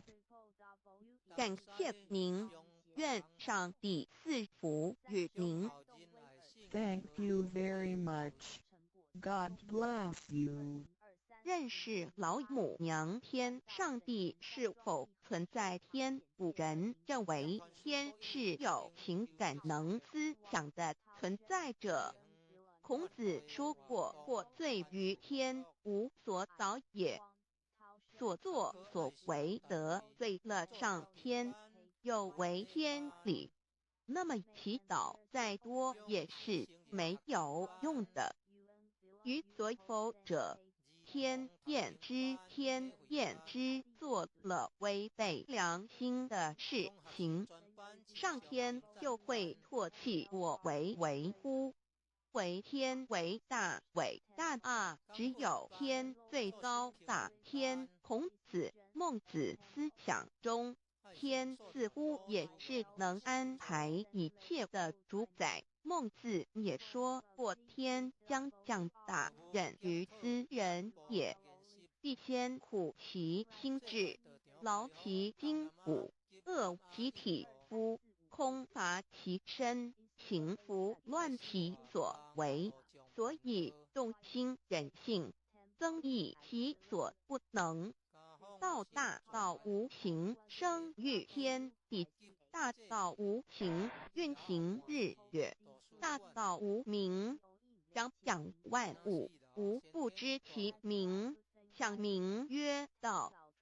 清净经有一位真神，自从造天地以来，神的永能与神性是明明可知的，实际是眼不能见，但借着所造之物，就可以晓得，叫人无可推诿。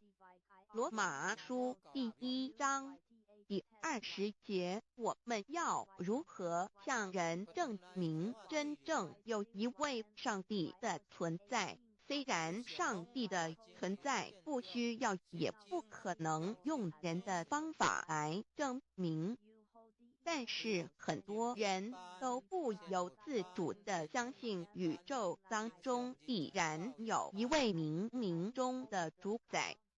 在我们生活经验中，当我们尽了所有的努力，常常会带着期望说谋事在人，成事在天，生死有命，富贵在天。当事情不太顺利时，我们也常安慰自己说天无绝人之路，若事情已经绝望了，我们只好叹息天不从人愿。最后事情若起死回生时，我们会高兴地说天理昭昭，老天有眼，有一位真神上帝，看不见的并不表示就不存在。如空中有许多电波承载着美妙的音乐影像。虽然看不见电波，只要能借着适合的方法收音机电视，我们不但能知道电波的存在，而且能与这些电波有正确的接触。上帝虽然是我们肉眼所不能见，但借着他所创造的浩瀚宇宙和微妙自然，我们就能知道有一位真上帝，万物的创始者，有一位真神太初有道与神同在，道就是神，这道派出与神同在，万物是借着他造的，凡被造的没有一样不是借着他造的。新约约翰福音1:13，圣经创世纪1:01。5 General 1:1 起初神创造天地， General 1:2 地是空虚混沌渊面黑暗，神的灵运行在水面上。General 1:3 神说要有光，就有了光。General 1:4 神看光是好的，就把光暗分开了。General 1:5 神称光为昼，称暗为夜，有晚上，有早晨，这是头一日。老母娘上帝，阿拉，万物之真宰明上帝，无量清虚至尊至圣三界十方万灵真宰老母娘，明上帝，老母娘，生天生地生万物，为天地万物生灵之真主宰，又称无生老母，又称明上帝。上帝当知道，我们所敬奉的真神，就是四书五经所说的上帝。这真神两个字和上帝两个字，音虽不同，意思却是一样。就如大雅所说的音之谓丧失，特配上帝。朱子说，上帝就是天的主宰。小雅上说，按形体而论，就叫做是天；按主宰而论，就叫做是地。既是朱子和程子两个讲解，和真神两个字的意思是一样，就可以明白，我们所敬奉的真神，就是古年间的圣人所敬奉的上帝。基督教辟邪归正论第56页，老母娘清净经云：大道无形，生育天地，可知天地之源出自于道，未有天地，先有此道。道德经首母章第52，天下有始，以为天下母。既得其母，以知其子，父守其母，莫身不在。皇母训子十戒，三戒为道，如尊我如尊，生克制化老身份。三戒十方母为主，养育圣凡一灵根。道生一，一生二，二生三，三生万物。道创天地而与天地同在，自性佛，即是灵，看不见抽象，但是它却存在每一位十方善知识的身上。所谓道化成肉身，住在我们中间，天主佛与自信佛主耶稣对父神说，正如你父在我里面，我也在你里面，使他们也在我们里面。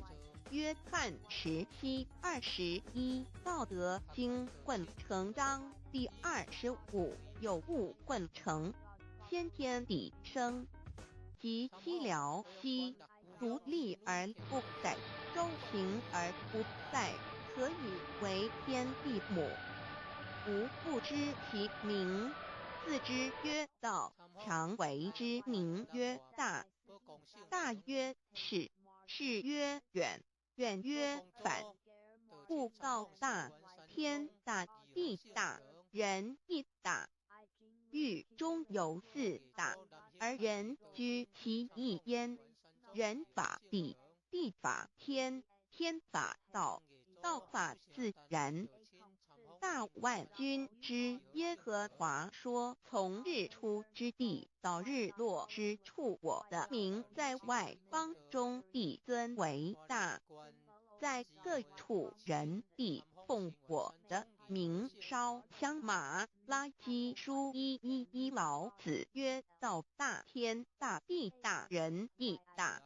道德经混成章第25，黄母老母娘即是无极老母，无极老祖，无生老母。黄母天父，天上的父，耶和华万军之耶和华神，上帝真神，阿拉真神主，真主造物主，为皇上帝，明上帝造真理。老母娘慈训明灵异变光，上帝赐而珍宝藏无量慈怀传一旨，清虚大化救援皇至尊无上威灵力至圣心法复贤良三界法与慈云布十方。共沐朝母娘万灵归根乐欢喜真载无为居天堂老母娘上帝阿拉万物之真载明上帝无量清虚至尊至圣三界十方万灵真载一点明上帝圣号之意，以明是代表先天纯阳光明本性。所以明不为是超越现象界的明，且是内在的明。超越现象界的明为天命，内在的明为人人具足的本性良知。上帝即宇宙的最高主宰，他是诸天神圣三世诸神之本，也是宇宙唯一至尊的神。他不但是灵性之根源，也是创造宇宙生育天地运行日月长养万物的大主宰。在人而言，亦如无人本具之本性良知，如帝尧之大仁，虞舜之大巧，夏禹之大功，文王之大德，周公之大才，老子之感应，孔子之忠恕，释迦之能静，耶稣之博爱，穆圣之清真，观音之大慈，世子之喜舍，文殊之大智，普贤之大行，弥陀之平直，关圣之刚正，纯阳之虚明，五目之精中，等十方众圣，三世诸佛，一切奥义妙理，无量智慧功德，神通妙用，全是由上帝的性体中流露出来的。上帝的性体尽虚空遍法界，我们所看到的一切，所看不到的一切，全是上帝所变现的。所以我们时时刻刻都是与上帝同在的。上帝的灵光大而无极，范围天地，小而无内，细入无间。凡是日月星辰，江海景泉，白云彩虹，雨露霜雪，一花一木，一草一蛋，宇宙森罗万象，全在上帝的性海中。无量清虚形容明明上帝是无量智慧之根本，无量妙行之本处，无量功德之源头，是真空妙有，虚灵不灭的。至尊至圣是尊崇其位为至尊至贵，至高无上的。敬奉其德是圆融完美无缺的。三界十方，三界是指欲界、色界、无色界。十方指东西南北东南西北东北西南上下，表上帝的性体净虚空遍法界无所不在。 X 三界28天图万灵真，在说明上帝的圣灵大而无极范围，天地小而无内，气入无间，为万有之本源，万化的真主宰。所以明明上帝为一切生灵的大总持，在传统道场亦有尊称为无生老母或以母字为代表，其意义如同明明上帝，具有情上义与形象义，为万物苍生生命的大本源头。三界十方万灵真，在至尊至圣无量清虚言其本体尊崇其位，敬奉其德载主其尊，用在万灵变不恒，用在不无言为范积极形容其大说明其相明明上帝母字与母同音同义，字形与父母字相近。母字的情义一点中家中是天下之大本，代表体是阴阳，代表用，体用合一为母。有体无用则至空，有用无体乃直相，即体即用即用即体，体用合一即是佛也。二点点代表无极，点代表真如本心。三点中线拉直透乎圈外，表示超乎太极之外，贯乎太极之中。四点母字正转90度，表示先天灵性之母。先天母乃万灵主宰，灵性之母心无形，永久之如来自性。太极字的情义中是天下之大本，代表体。两点是阴阳，代表用，从代表无极，动生阴阳从直心，代表真如本心。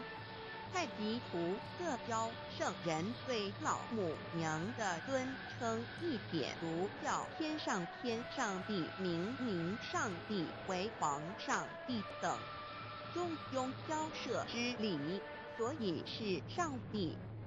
天命之谓庆，诗经小雅明明上帝高临下土，大雅上帝临汝无二耳心。书经汤告为皇上帝，降忠于下民，若有恒信。二点佛教大日如来提督遮那无生等法华文具会本法身如来名提督，此翻译遍一切处。堪经一问挺若悟无生顿法，见西方只在刹那。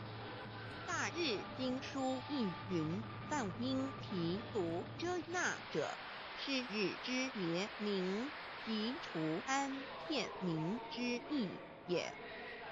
同16曰所谓提读那者，日也。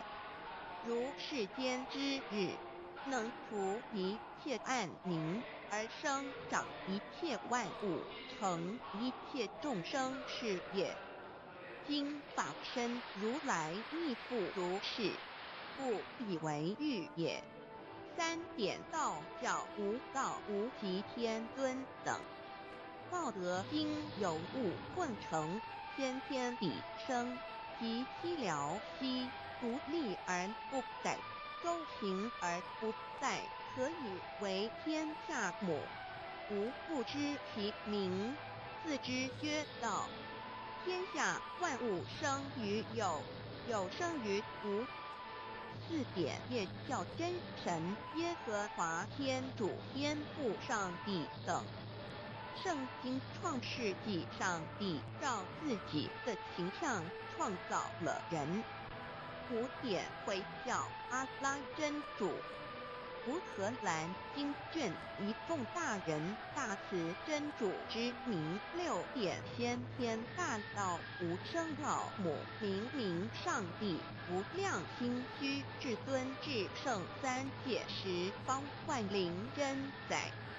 真如古兰经，如果你问他们谁创造了天地，制服了日月，他们必定说真主296亿。如果你问他们谁从云中降下雨水而借雨水使已死的大地复活呢？他们必定说真主2663。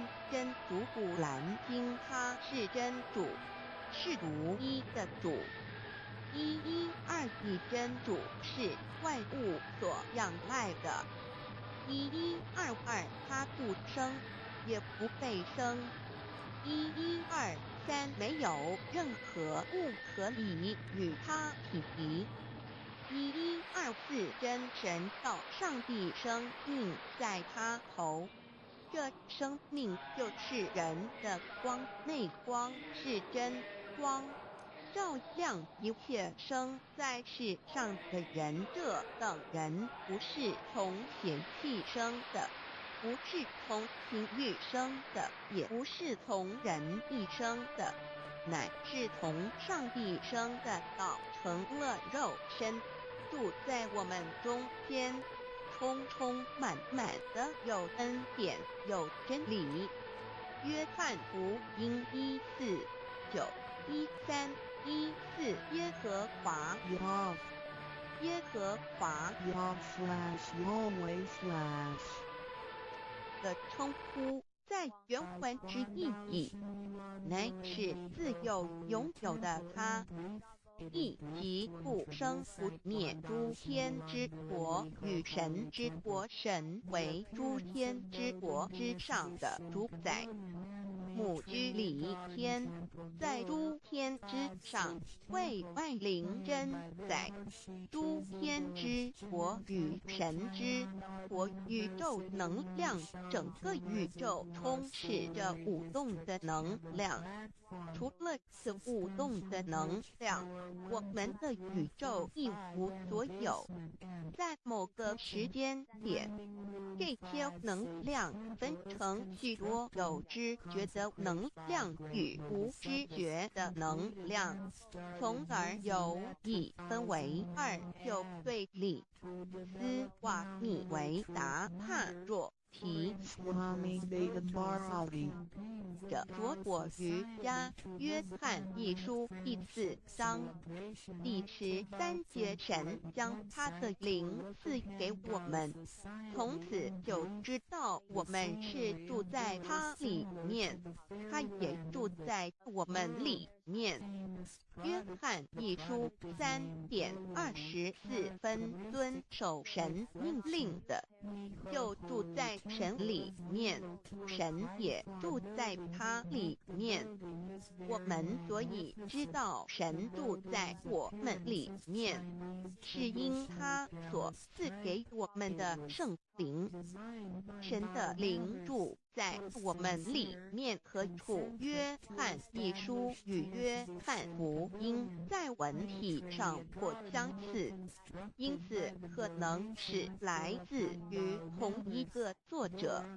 福音书作者约翰，神上帝老母娘的灵住在我们里面。圣经创世纪提到上帝创造天地万物的情形，创造人时，耶和华神用地上的尘土造人，将生气吹在他的孔里，他就成了有灵的活人。创世纪2:7-5教产到佛家所言正法掩藏灵山柳枝净瓶主人翁真主人真如等等。儒家所言大学之道三人之行天命等等，道家所言古神荼毒玄牝众妙之门等等，回教所言阿米木亮木米木回回之地等等，基督教言十字架用火施洗窄门等等。对于以上所谈之名词，没有求道的人是无法体悟的。所以说摸得着根的成佛祖，摸不着根的瞎修行而道，就是万教所要找的根。个根如没有经过佛师尊名师指点，是无法找到的。可见求道的重要。经典印证亦无有正法掩藏，涅槃妙心。实相无相为妙法门，不立文字，教外别传。二佛在灵山莫远求，灵山只在汝心头。人人有个灵山塔，好像灵山塔下修。正法密传世尊在灵山会上，拈花示众，是时众皆默然，唯迦摄尊者或言为笑。世尊曰：无有正法掩藏，涅槃妙心，实相无相为妙法门，不立文字，教外别传。复主摩诃迦摄，世尊至多子塔前，命摩诃迦摄分作令作，以僧伽梨为之。遂告曰：吾以正法掩藏，密付于汝当护持。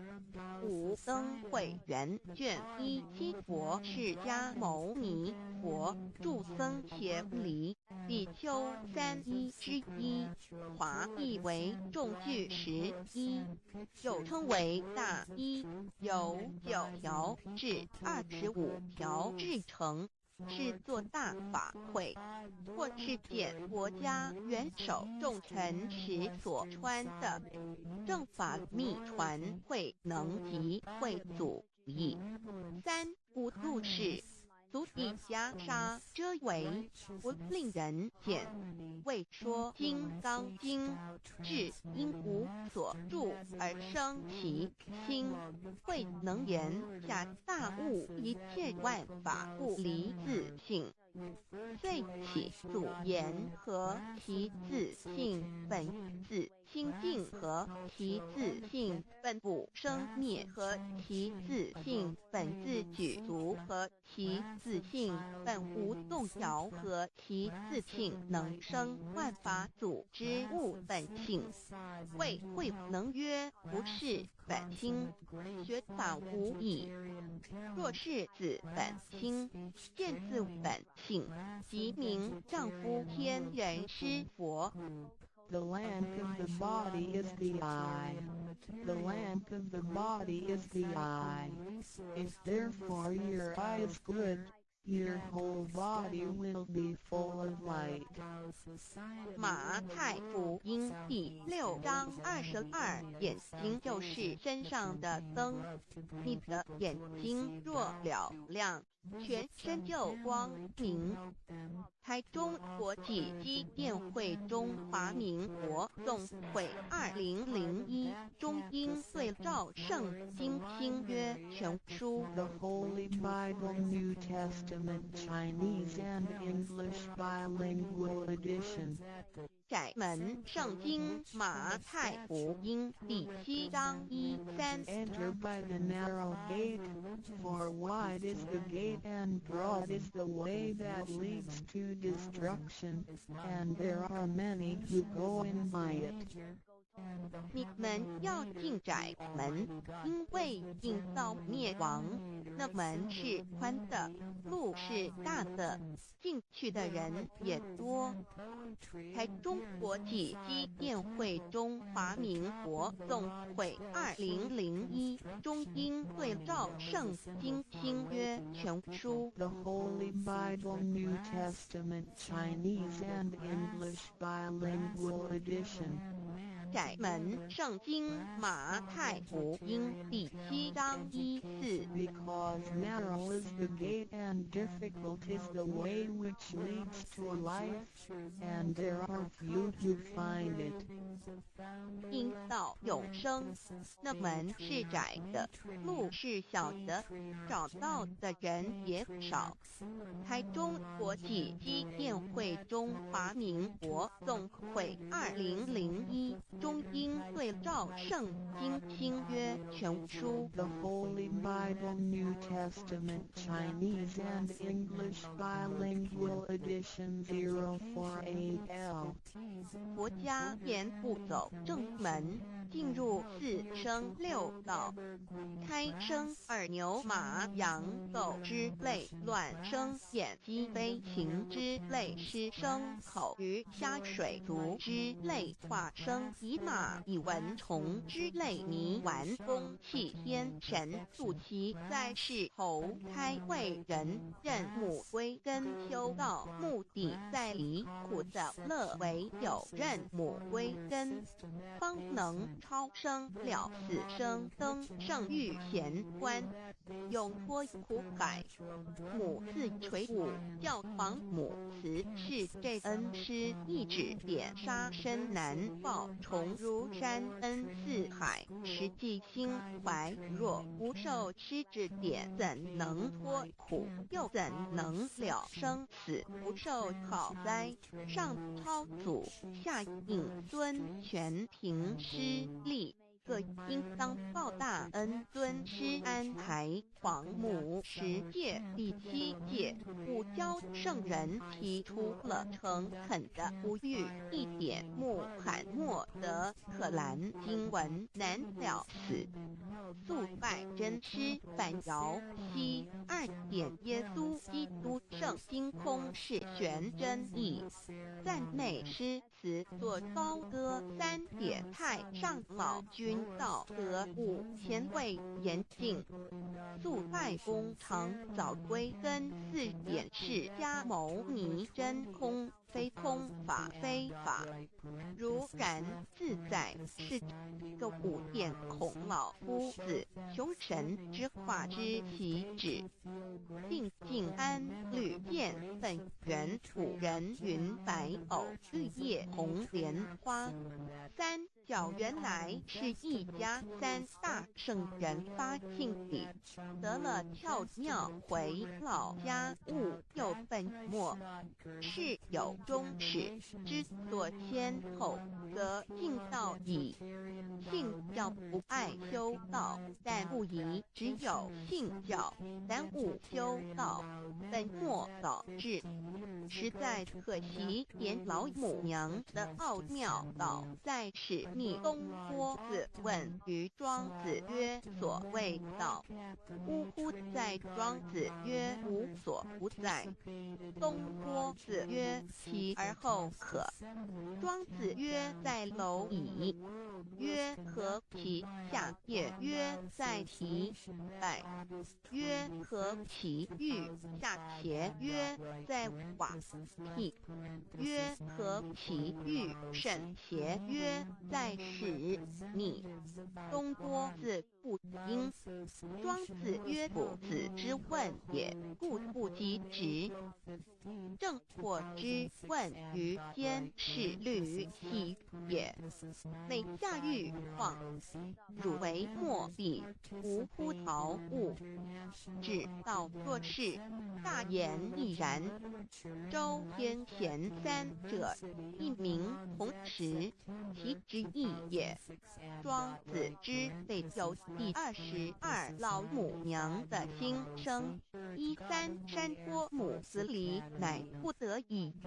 皇母训子10戒，1戒亦当初天未分混沌，未看妙明明无人，或空空一团，96亿元佛子先天同聚，无忧愁无烦恼，自在安然。先兄弟先姐妹生来伴随母来随母去，不离身边，极乐国任逍遥，随意玩耍，成青龙画彩凤，无量尊严，不惧寒不惧暑，无数无还无阴阳，无对待至理纯然暇，无事任遨游，先天妙境门卷来，或下棋，或将琴弹，吃的是天曹点雄将玉一川的是登云斜天一天山。老母娘的心声。2论无极为圣，欲至善宝，静静而应通，万法万类根源，自从那骄子会气数以道为母，我命七国治理坤乾，万发在气数定天始成就，又待至丑会满地是完全清气，升为天盘布，至星斗浊气，降凝为地，湖海山川至凝会天地，交日月和照会阴阳和阴晕，万类生全，此即是先天妙开辟之本，无极静态及动狂及坤乾老母娘的心声。3道即理即道虚灵之妙道，生一生二，二又生三，一本散万殊哉，自无入有其奥妙，是神天意难尽言。天即成地即立，万物其北东土，无人焉，缺少女男，纳10节为母，我无奈之处方舍我有6子其降凡间屡次的差援国东土而下来一次反一次，不肯治，凡无奈何为母，我造下且就3山坡弘罪乐菩萨佛南设一个大仙15期来起早，趁机会先一邪收为礼，天众佛自救醒来，不见母面，又不见先一邪，可在哪边？老母娘的心声。4为娘我悲痛泪源子呼唤耳，众等宿东奔莫要在脸，如若是先一邪教与尔等耳，哪个亦不肯在是至凡折树枝和树叶，遮寒地冷饿了，吃公国子，可引清泉众国子如调回悲哀悲叹，问母我至何时方把家还？母言答：三期末大开普渡，清烧书清寂，信清度佛缘，降道乃为救良善，降劫乃未收恶煞，血泪已于叹子归。需用真心体会老母娘的心声，末节时期，把握经现效圣法前不畏考验，坚守愿解共赴龙华，极乐国任逍遥，随意玩耍成青龙化彩凤，无量尊严在里天极乐之天国里。任意逍遥游玩，随意玩耍，成其青龙，化作彩色凤凰，任意去来，显现无量尊贵与庄严，不惧寒，不惧暑，无数无管，无阴阳，无对待治理，纯然理天，无寒暑冷热，总是恰是温度，无拘无束，亦无阴阳之对待，只有纯然一团理气。理天以跳脱一切阴阳对待，故无阴阳寒暑之分别对待，自性至理纯然，通达无碍，故无束无管，暇无事。任遨游先天妙境门卷来，或下棋，或将琴弹前，暇无事则任意遨游，观赏先天美妙景致，或下棋娱乐，或弹琴消遣。理天之境不闷卷之事，举凡一切活动皆随心之所至，意之所乐而为之。吃的是仙桃果琼浆玉液，穿的是穿云鞋仙衣仙衫，吃的是仙桃仙果，喝的是琼浆玉液，穿的是仙衣仙鞋。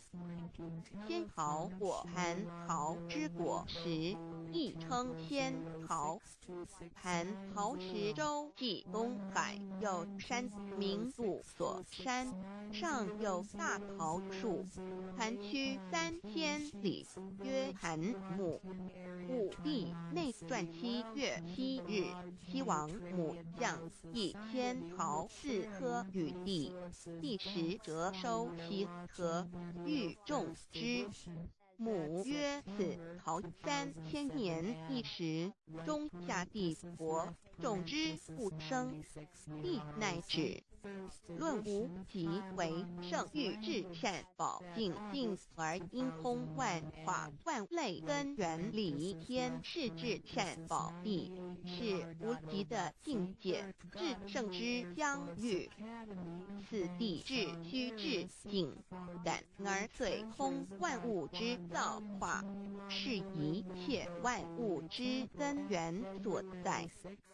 自从那骄子会系数以道为母，我命西国治理坤乾一元12，会子会开天丑，会替地寅，会生人卯，会辰会巳，会午，会未，会申，会人灭酉，会地灭戌，会天灭亥，会混沌昧，会各10800年，一元共129600年。西国治世，三国收元，西国治世南方是爱国6000年，北方生育国4800年，即10800年。卯会东方甲三春国3720年，西方有长庚国7080年，即11000 0800年陈惠西北方空谷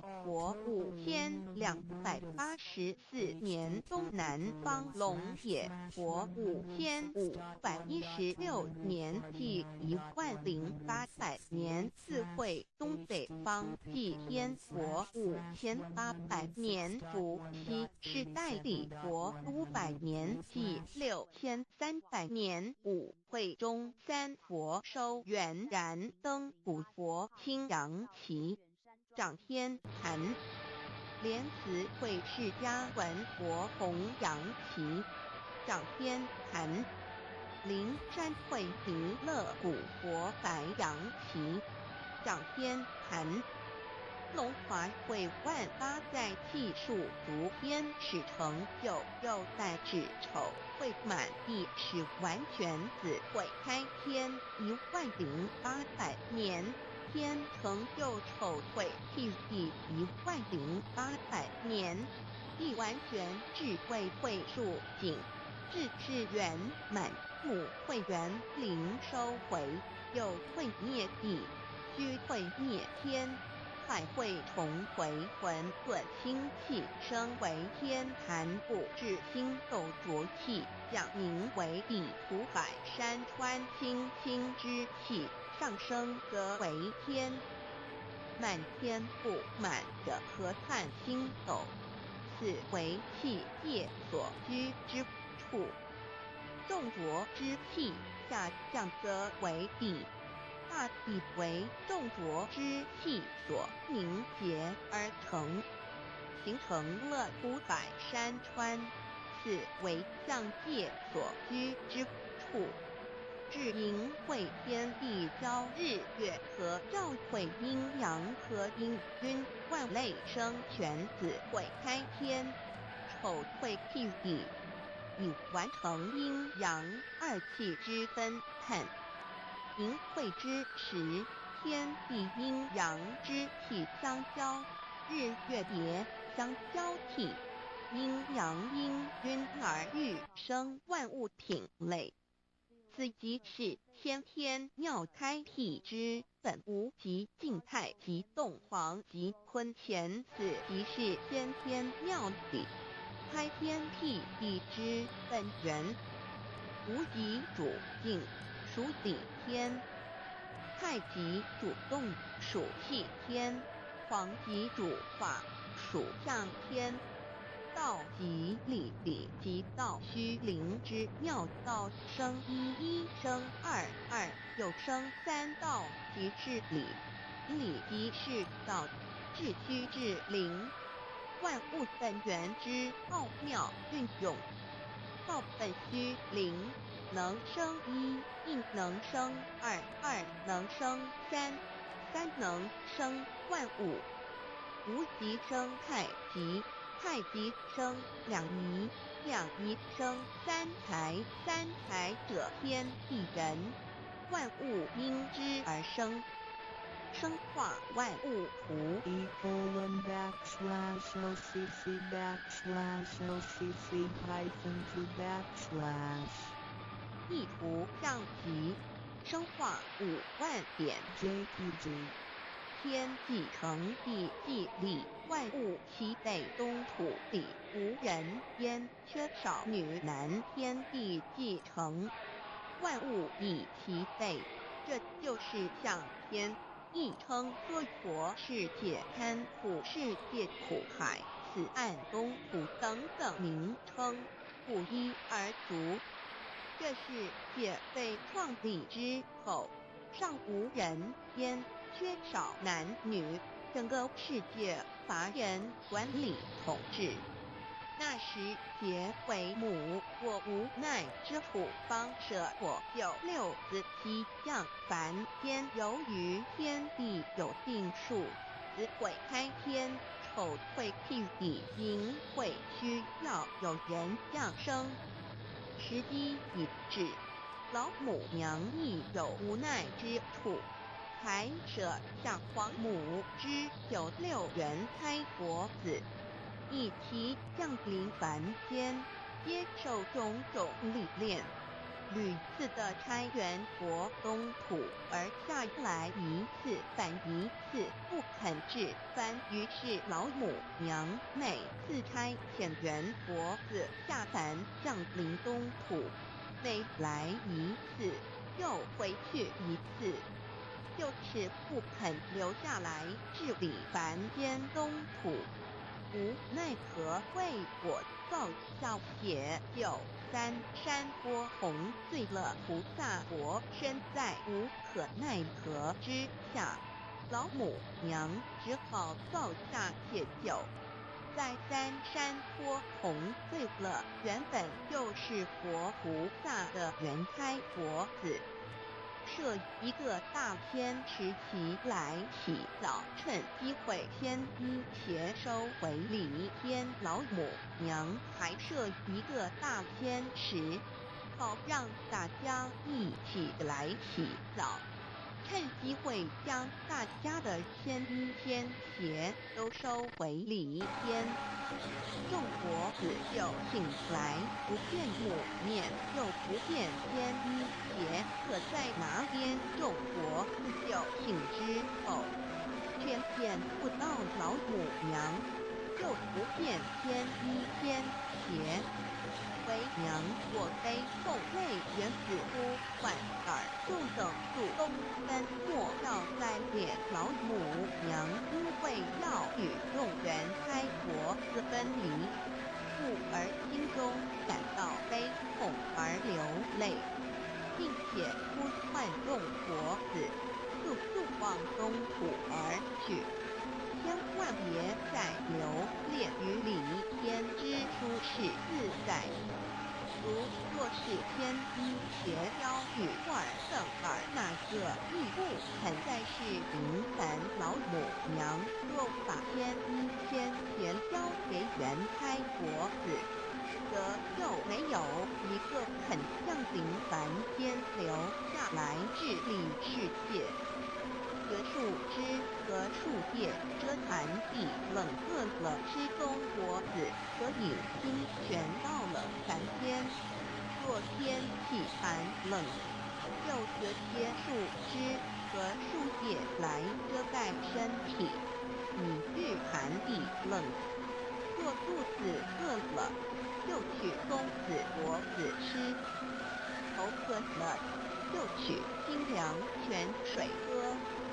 众佛子如要回哀悲叹问母，我至何时方把家还众佛子听了老母娘如此吩咐，皆如要失了魂魄一般，悲伤地哀嚎叹息，纷纷问老母娘：我们到什么时候才能回家呢？母言答：三期末大开普度，清烧书清寂尽清度佛缘。老母娘回答说：等到三期末节大开普度的时候，老母娘会亲自烧书寄信给大家，并且亲自来度化众缘胎佛子，告一回家之路。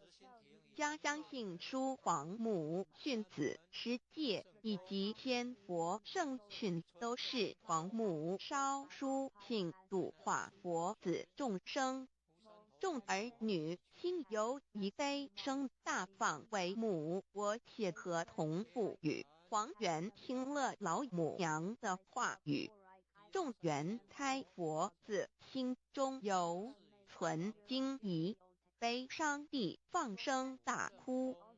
老母娘见众佛子如此惊疑悲痛，于是写下了合同给众缘佛子，以作为将来回天之凭证。求道时的合同皆是凭证。自此，我缘佛子东土而奔至世界为男女在历人烟，从此皇母之缘胎佛子便向东土奔驰而去，便治理世界，或为男，或为女，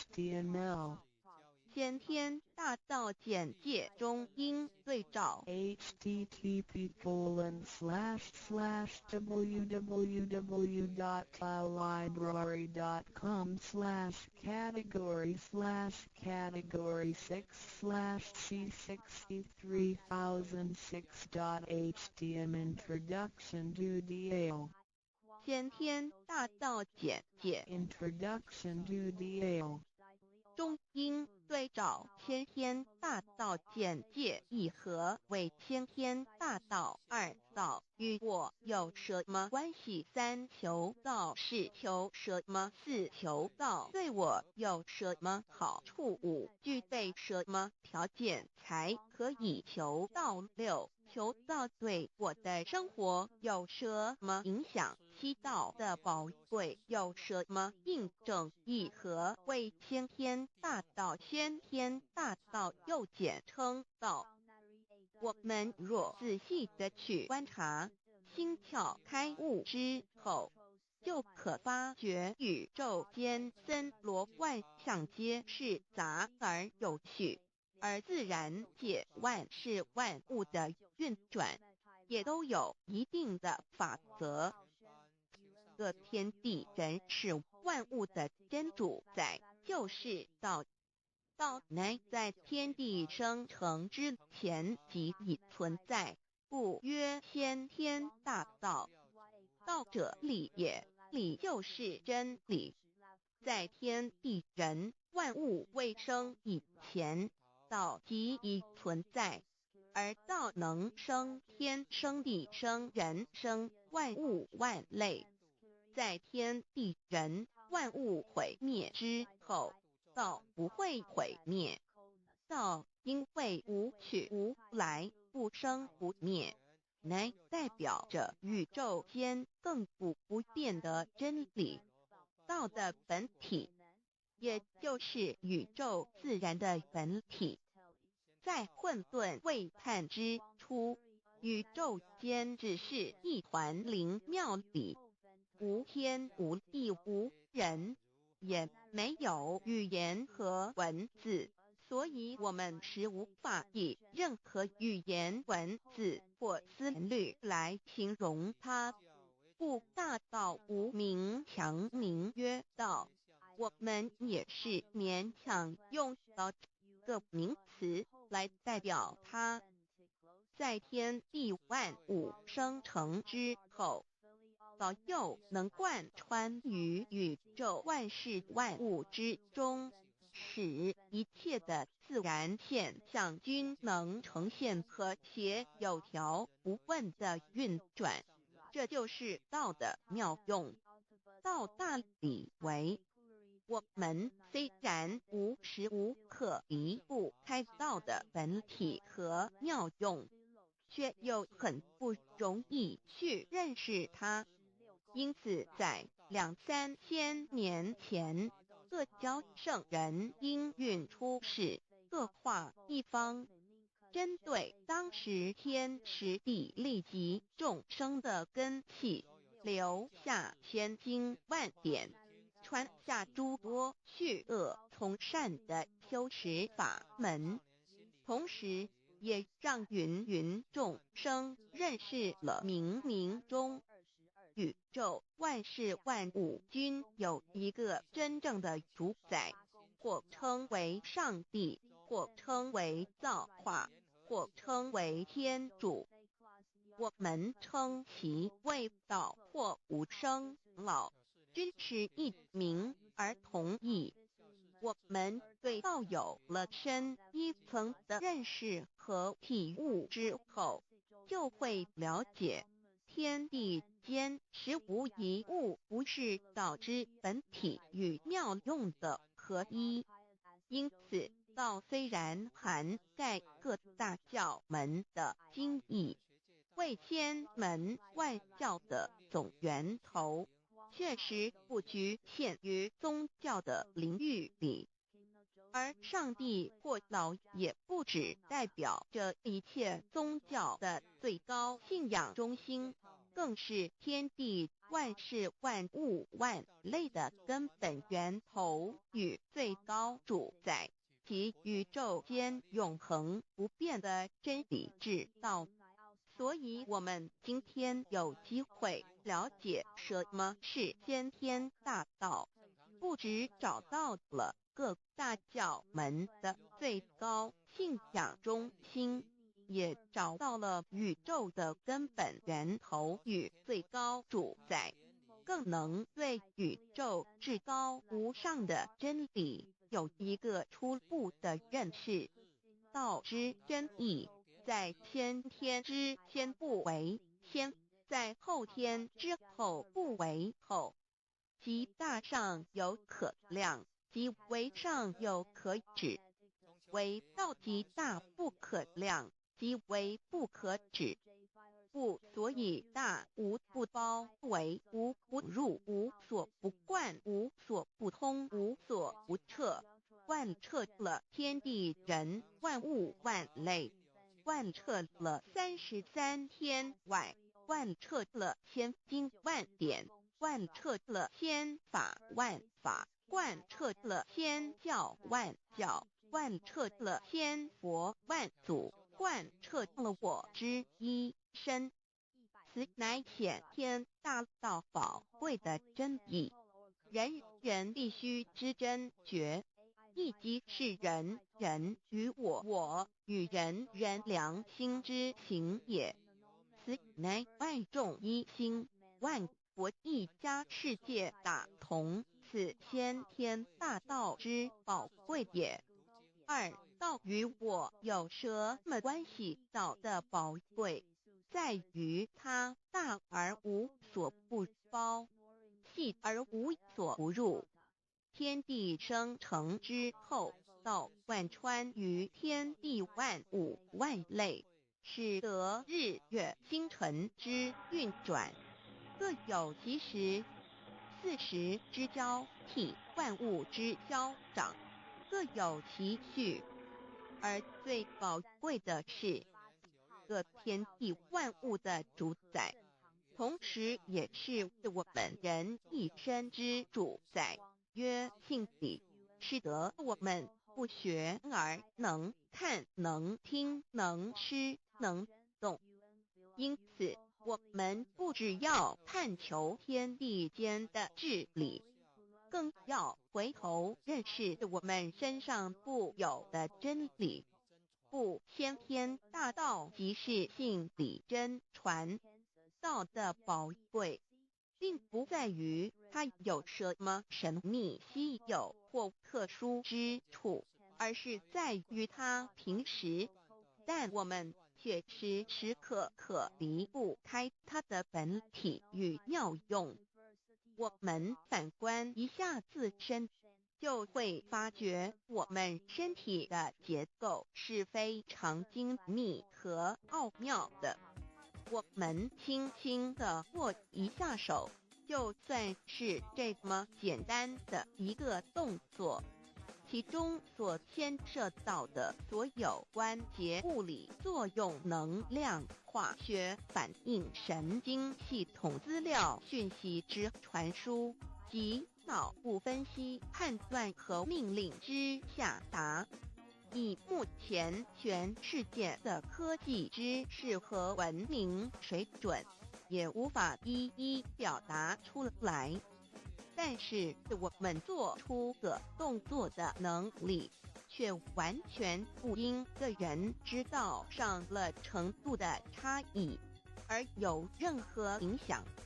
无论是学识多丰富的学者，或是目不识丁贩夫走卒，无论是成人，或是刚出生不久的婴儿，都可以轻而易举地做出的动作。人人与生俱来，不学而知，不学而能，无增无减的良知良能，就是主宰我们一生的道。我们由学习而得到的知识和才能，有忘记的时候，有疏远的时候，而道的本体和妙用，不用学习，不用思考，大而能主宰宇宙的运作消长，小而能主宰我们一生之视听言动。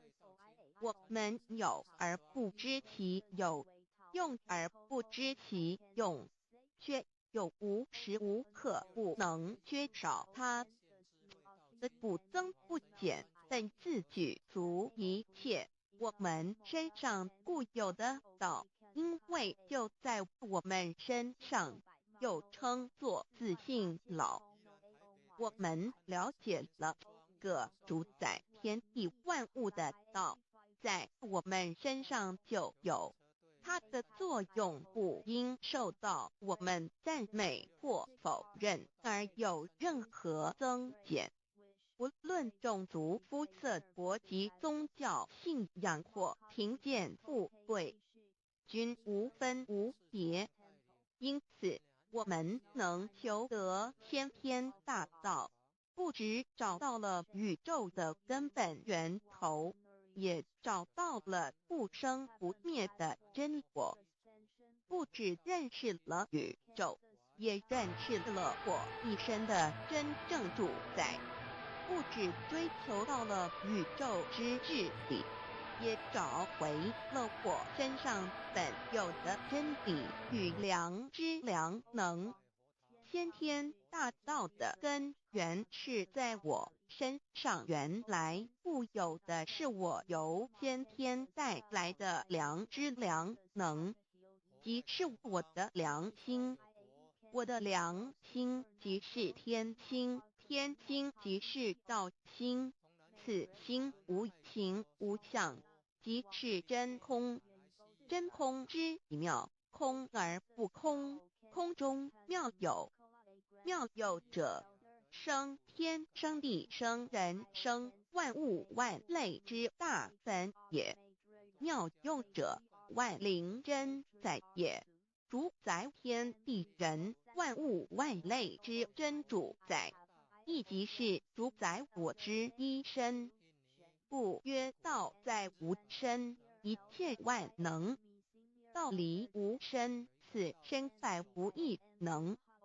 先天大道如此宝贵，乃人必须追求之道也。三求道是求什么？静心观察我们所存在的这个宇宙，我们往往会赞造物主的神奇。自然界每一刻皆有无数的事物在同时运转，而其整体却又是那么协调。我们身上的这个真理不也是一样吗？每一分一秒，我们身上皆有无数的生化反应、物理作用等同时发生。道的妙用分布在我们身上，不用学习，不用思考，其作用虽成千上万，合起来却只有一个自我。一切有条不紊，自然而成。道在无身，运用自如，在眼能视，在耳能听，在口能言，在鼻能闻香臭，在身能运用行动做事，此即道在我身之妙用。所以我们了解了道不只主宰这天地万物，更主宰我们一身。宇宙根本源头最高主宰于我一身主宰，并非二也。道的本体无形无相，我们肉眼看不到它，手也摸不到它，但它却无时无刻不在发挥其妙用，更进而随着天时及环境而发展出语言文字经典及造福人类的文明。此即是我们良知良能之作用。一般人不了解道在于我们自身的本体和妙用，只模糊意识到它的存在，便以灵魂代表它。我们称其为自性老，因其没有生灭，也不会毁坏。我们也称其为真我，此真我乃是最富足、最圆满、最光明、最完美、永恒不朽的。现在我们来生一看，看得见摸得着有形有相的肉体，能不能代表我把一个人生命中不同阶段的照片拿来比较，我们就可发觉，面貌是无时无刻不在变化的。我们一般均习惯以相貌认人，但相貌却不是永恒的。我们的肢体也不是真我，某些人不幸失去了一只手或一只脚，仍是好好的活着。我们的内脏呢？现在科学昌明，其自己能把动物的心脏成功地植入人体。我们不能因此说，这人不是他自己了。就在头的脑细胞，从我们一出生就开始不断的在坏死减少和变化之。因此，有形有相的肉体，只是真我的一个工具而已。肉体虽然看似真实，却无时无刻不在改变之中，不拘数十年，又变成一堆黄土。因它不是永恒的，我们称之为假我。对于真我和假我有所了解之后，我们也就可以了解我们为什么要求道了。如今我们非常幸运能有机会求得先天大道，求得的就是三宝。三宝简单明了，但也博大精深，其内容在求道时会详细解说。现在只简单的提出2点。首先，求道就是直接点出了真正永恒不朽的真我，也就是良心本性的发。在物质文明远较精神文明昌盛的今日，假若迷失真我，我们的人生将有如行尸走肉。若是认假为真，更是我们为了盲目满足假我而做出害己害人的事情，造成自己在世时与死后的灾祸。因此，求道启发了我们内在本的真我良心，真我假我协调融合，使我们的人生不论存没，都是平安喜乐自在充实而有意义。其次，求道也就是开启了我们身上的正门，又称良心之门、智慧之门、慈悲之门。这门非常的重要。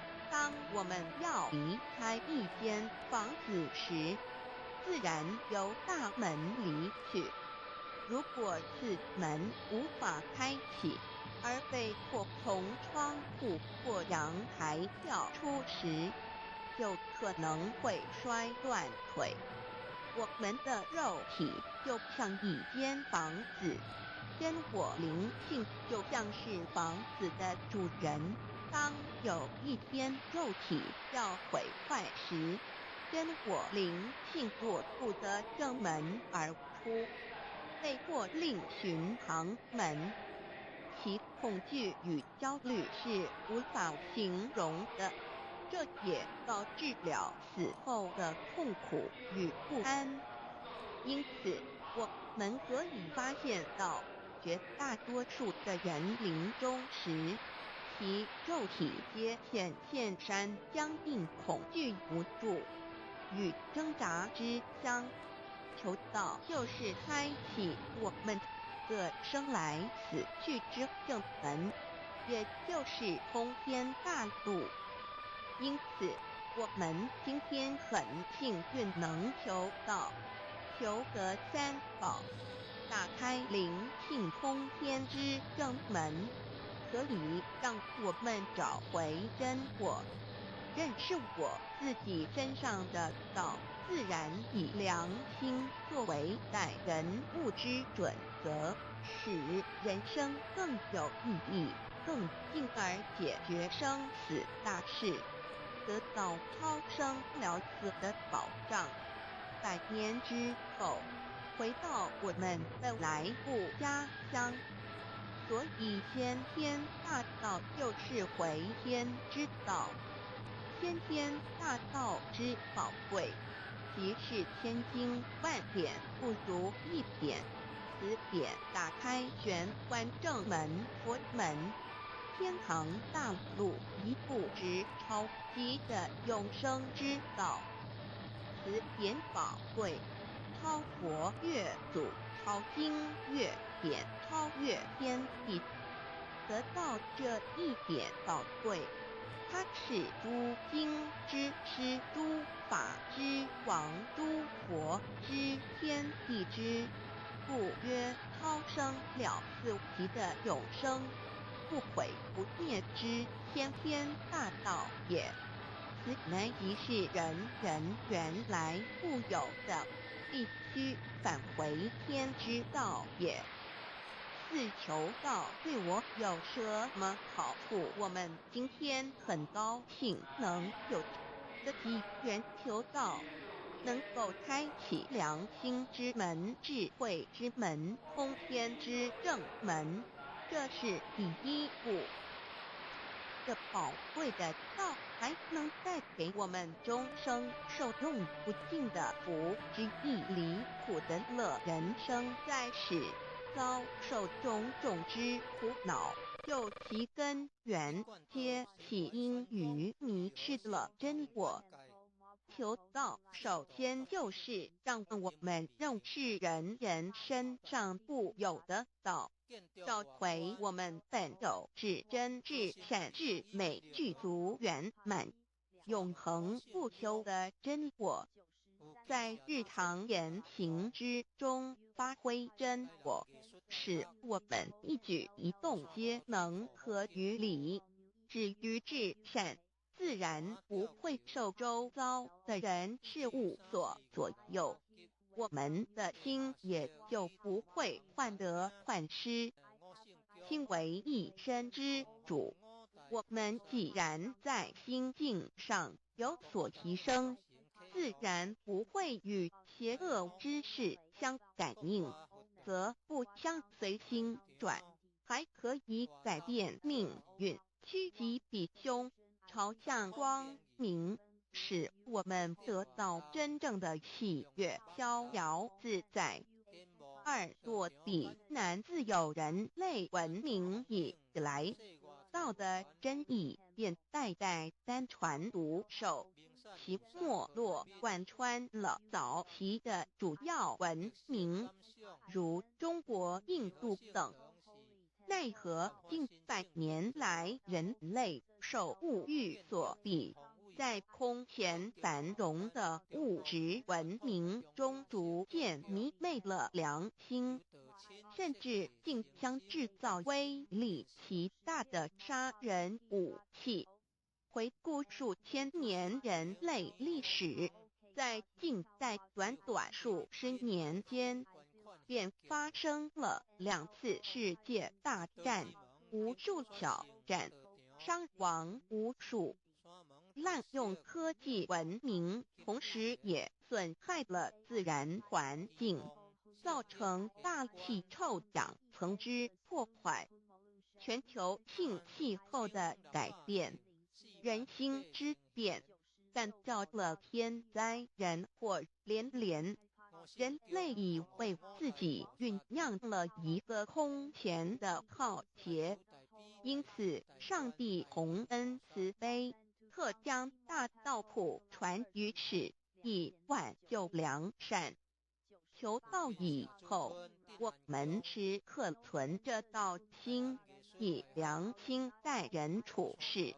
当遇有人力不可挽救的灾祸时，只要诚心使用三宝，必能灾必劫，逢凶化吉。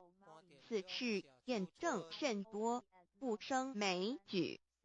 三，超生了四，人生有如一段苦乐相参的旅程，遭受生存竞争、衰老、病痛、死亡等困苦，人皆难免。而人间种种欢乐又往往是短暂易变的，尤其当旅程结束时，终就成空，灰速渺茫，更不禁令人凄独怅惘。是以智慧者有鉴于此，乃以超生了死，追求真实永恒的人生意义，为人生至高之目标，不待先修后的。因此古人为求超生了死，尽毕生之力苦修苦行，仍难以访得名师达成心愿。如今大道普传，先道后修，在求道过程中，天命名师一指，开启了我们通天正门，先赋予超生了死的保障。我们得道以后，认识了真我，以真我为主宰，远离邪心妄念，让我们的心念、言语、行为，无论待人处事，皆合于良知。100年之后，真我灵性自然返回故家乡，永享平安喜乐。4成圣成贤求道，也就是为我们种下一个成圣成贤的正因道种。只要我们以智慧慈悲心境灌溉它，它必然萌芽开花结果。在此功利主义弥漫的黑暗时代，大道乃是光明的灯塔。求道修道，不仅让我们能够独善其身，更使我们有机会可以兼善天下。求道之后，只要我们时刻抱着道心良心，在日常生活中真诚实践道的精神，不计个人得失荣辱，努力使周围每一个人都可得享道的好处，让道的光明照亮每一个角落，尽其一生精进不懈，则在世即成就圣贤事业。归天之后，必证圣贤果位无疑。先天大道的宝贵就是天道天命，天命就是3曹名师，名师一点玄关开，打开正门佛祖来。天堂非在我身外，天上地下我都在。此乃先天大道的尊至贵至宝也。先天大道，天命宝贵，3曹名师这一点妙至极意，非是在言语文字相生因可得，非是在千经万典上的，非是在讲经说法上的，非是在世智辩聪上的，非是在博学才能上的，非是在才高八斗上的，以上皆是生死法对待法，非是超生了死脱对待了生死之法也。此刺激的先天大道妙用妙能的宝贵，其妙极矣。此者是无师智，此智是妙智妙慧，此智此慧是我本来固有的，由先天带来的，亦即是在找回来天地人万物万类为生以前我的初心，即我良心天心道心老心也。先天大道之奇妙，此妙之贵，妙不容言，不学而知，不学而能，亦即是先天带来的先知先觉妙用妙能。此知此觉此能此用，不用言语文字声色，不用思想，不用念头，不用言听是动，而生天地人万物万类。生天地人万物万类之后，这天地人万物万类，实可分妙，也离不开其妙用妙能，故曰万灵真主宰也。设若天离开先天大道之妙用妙能，则河汉星斗乱序，日月无光，亦不能轮转，则阴阳二气不能流通。万物万类世界的众生，人人皆不得其生存。设若大抵离开先天大道之妙用妙能，这金木水火土不能相配，则险象丛生，山崩地裂，海水枯干，亦使万物万类世界的众生人人不能得其生存。设若人离开先天大道之妙用妙能，则寸步难行，眼不能看，耳不能听，口不能言，总之全身不能动作。100日之后，成了一堆臭土臭泥土。此乃先天大道妙用妙能的宝贵妙至极矣。设若觉悟认识先天大道之妙用妙能的支持而实行，即是天人合一，天人一体治理，绝言妙不容言，不是死后成佛，当铁即佛矣。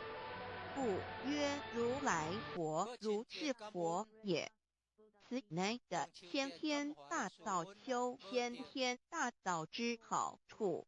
勿具备什么条件才可以求道？求道既然能够带给我们终生受用不尽的好处，我们今日能有机会求道，会不会显得太容易了？事实上，我们能得闻先天大道，首先要感谢上帝的恩慈，将自古不倾泻的大道普传于世，使我们有机会得此天之道。另一方面，我们本身也必须具备足够的条件，祖上有德，根基深厚，佛缘成熟，才能够顺利求道。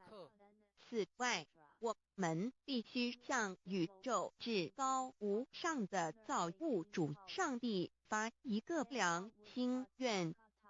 此愿可归纳为3个要点：一得道以后，愿以明既并实践道的精神，也就是日常生活所思所言所行，皆愿以良心作为依归。2得道以后，愿以能力所及，助周围需要我们帮助的人，愿意多了解道的意义，并让更多的人蒙受天道的福祉。3得道以后，绝不将求得的3宝告知任何人。3宝必须在庄严的求道过程中，天命名师传授给我们，才有真实意义。若有我们泄露给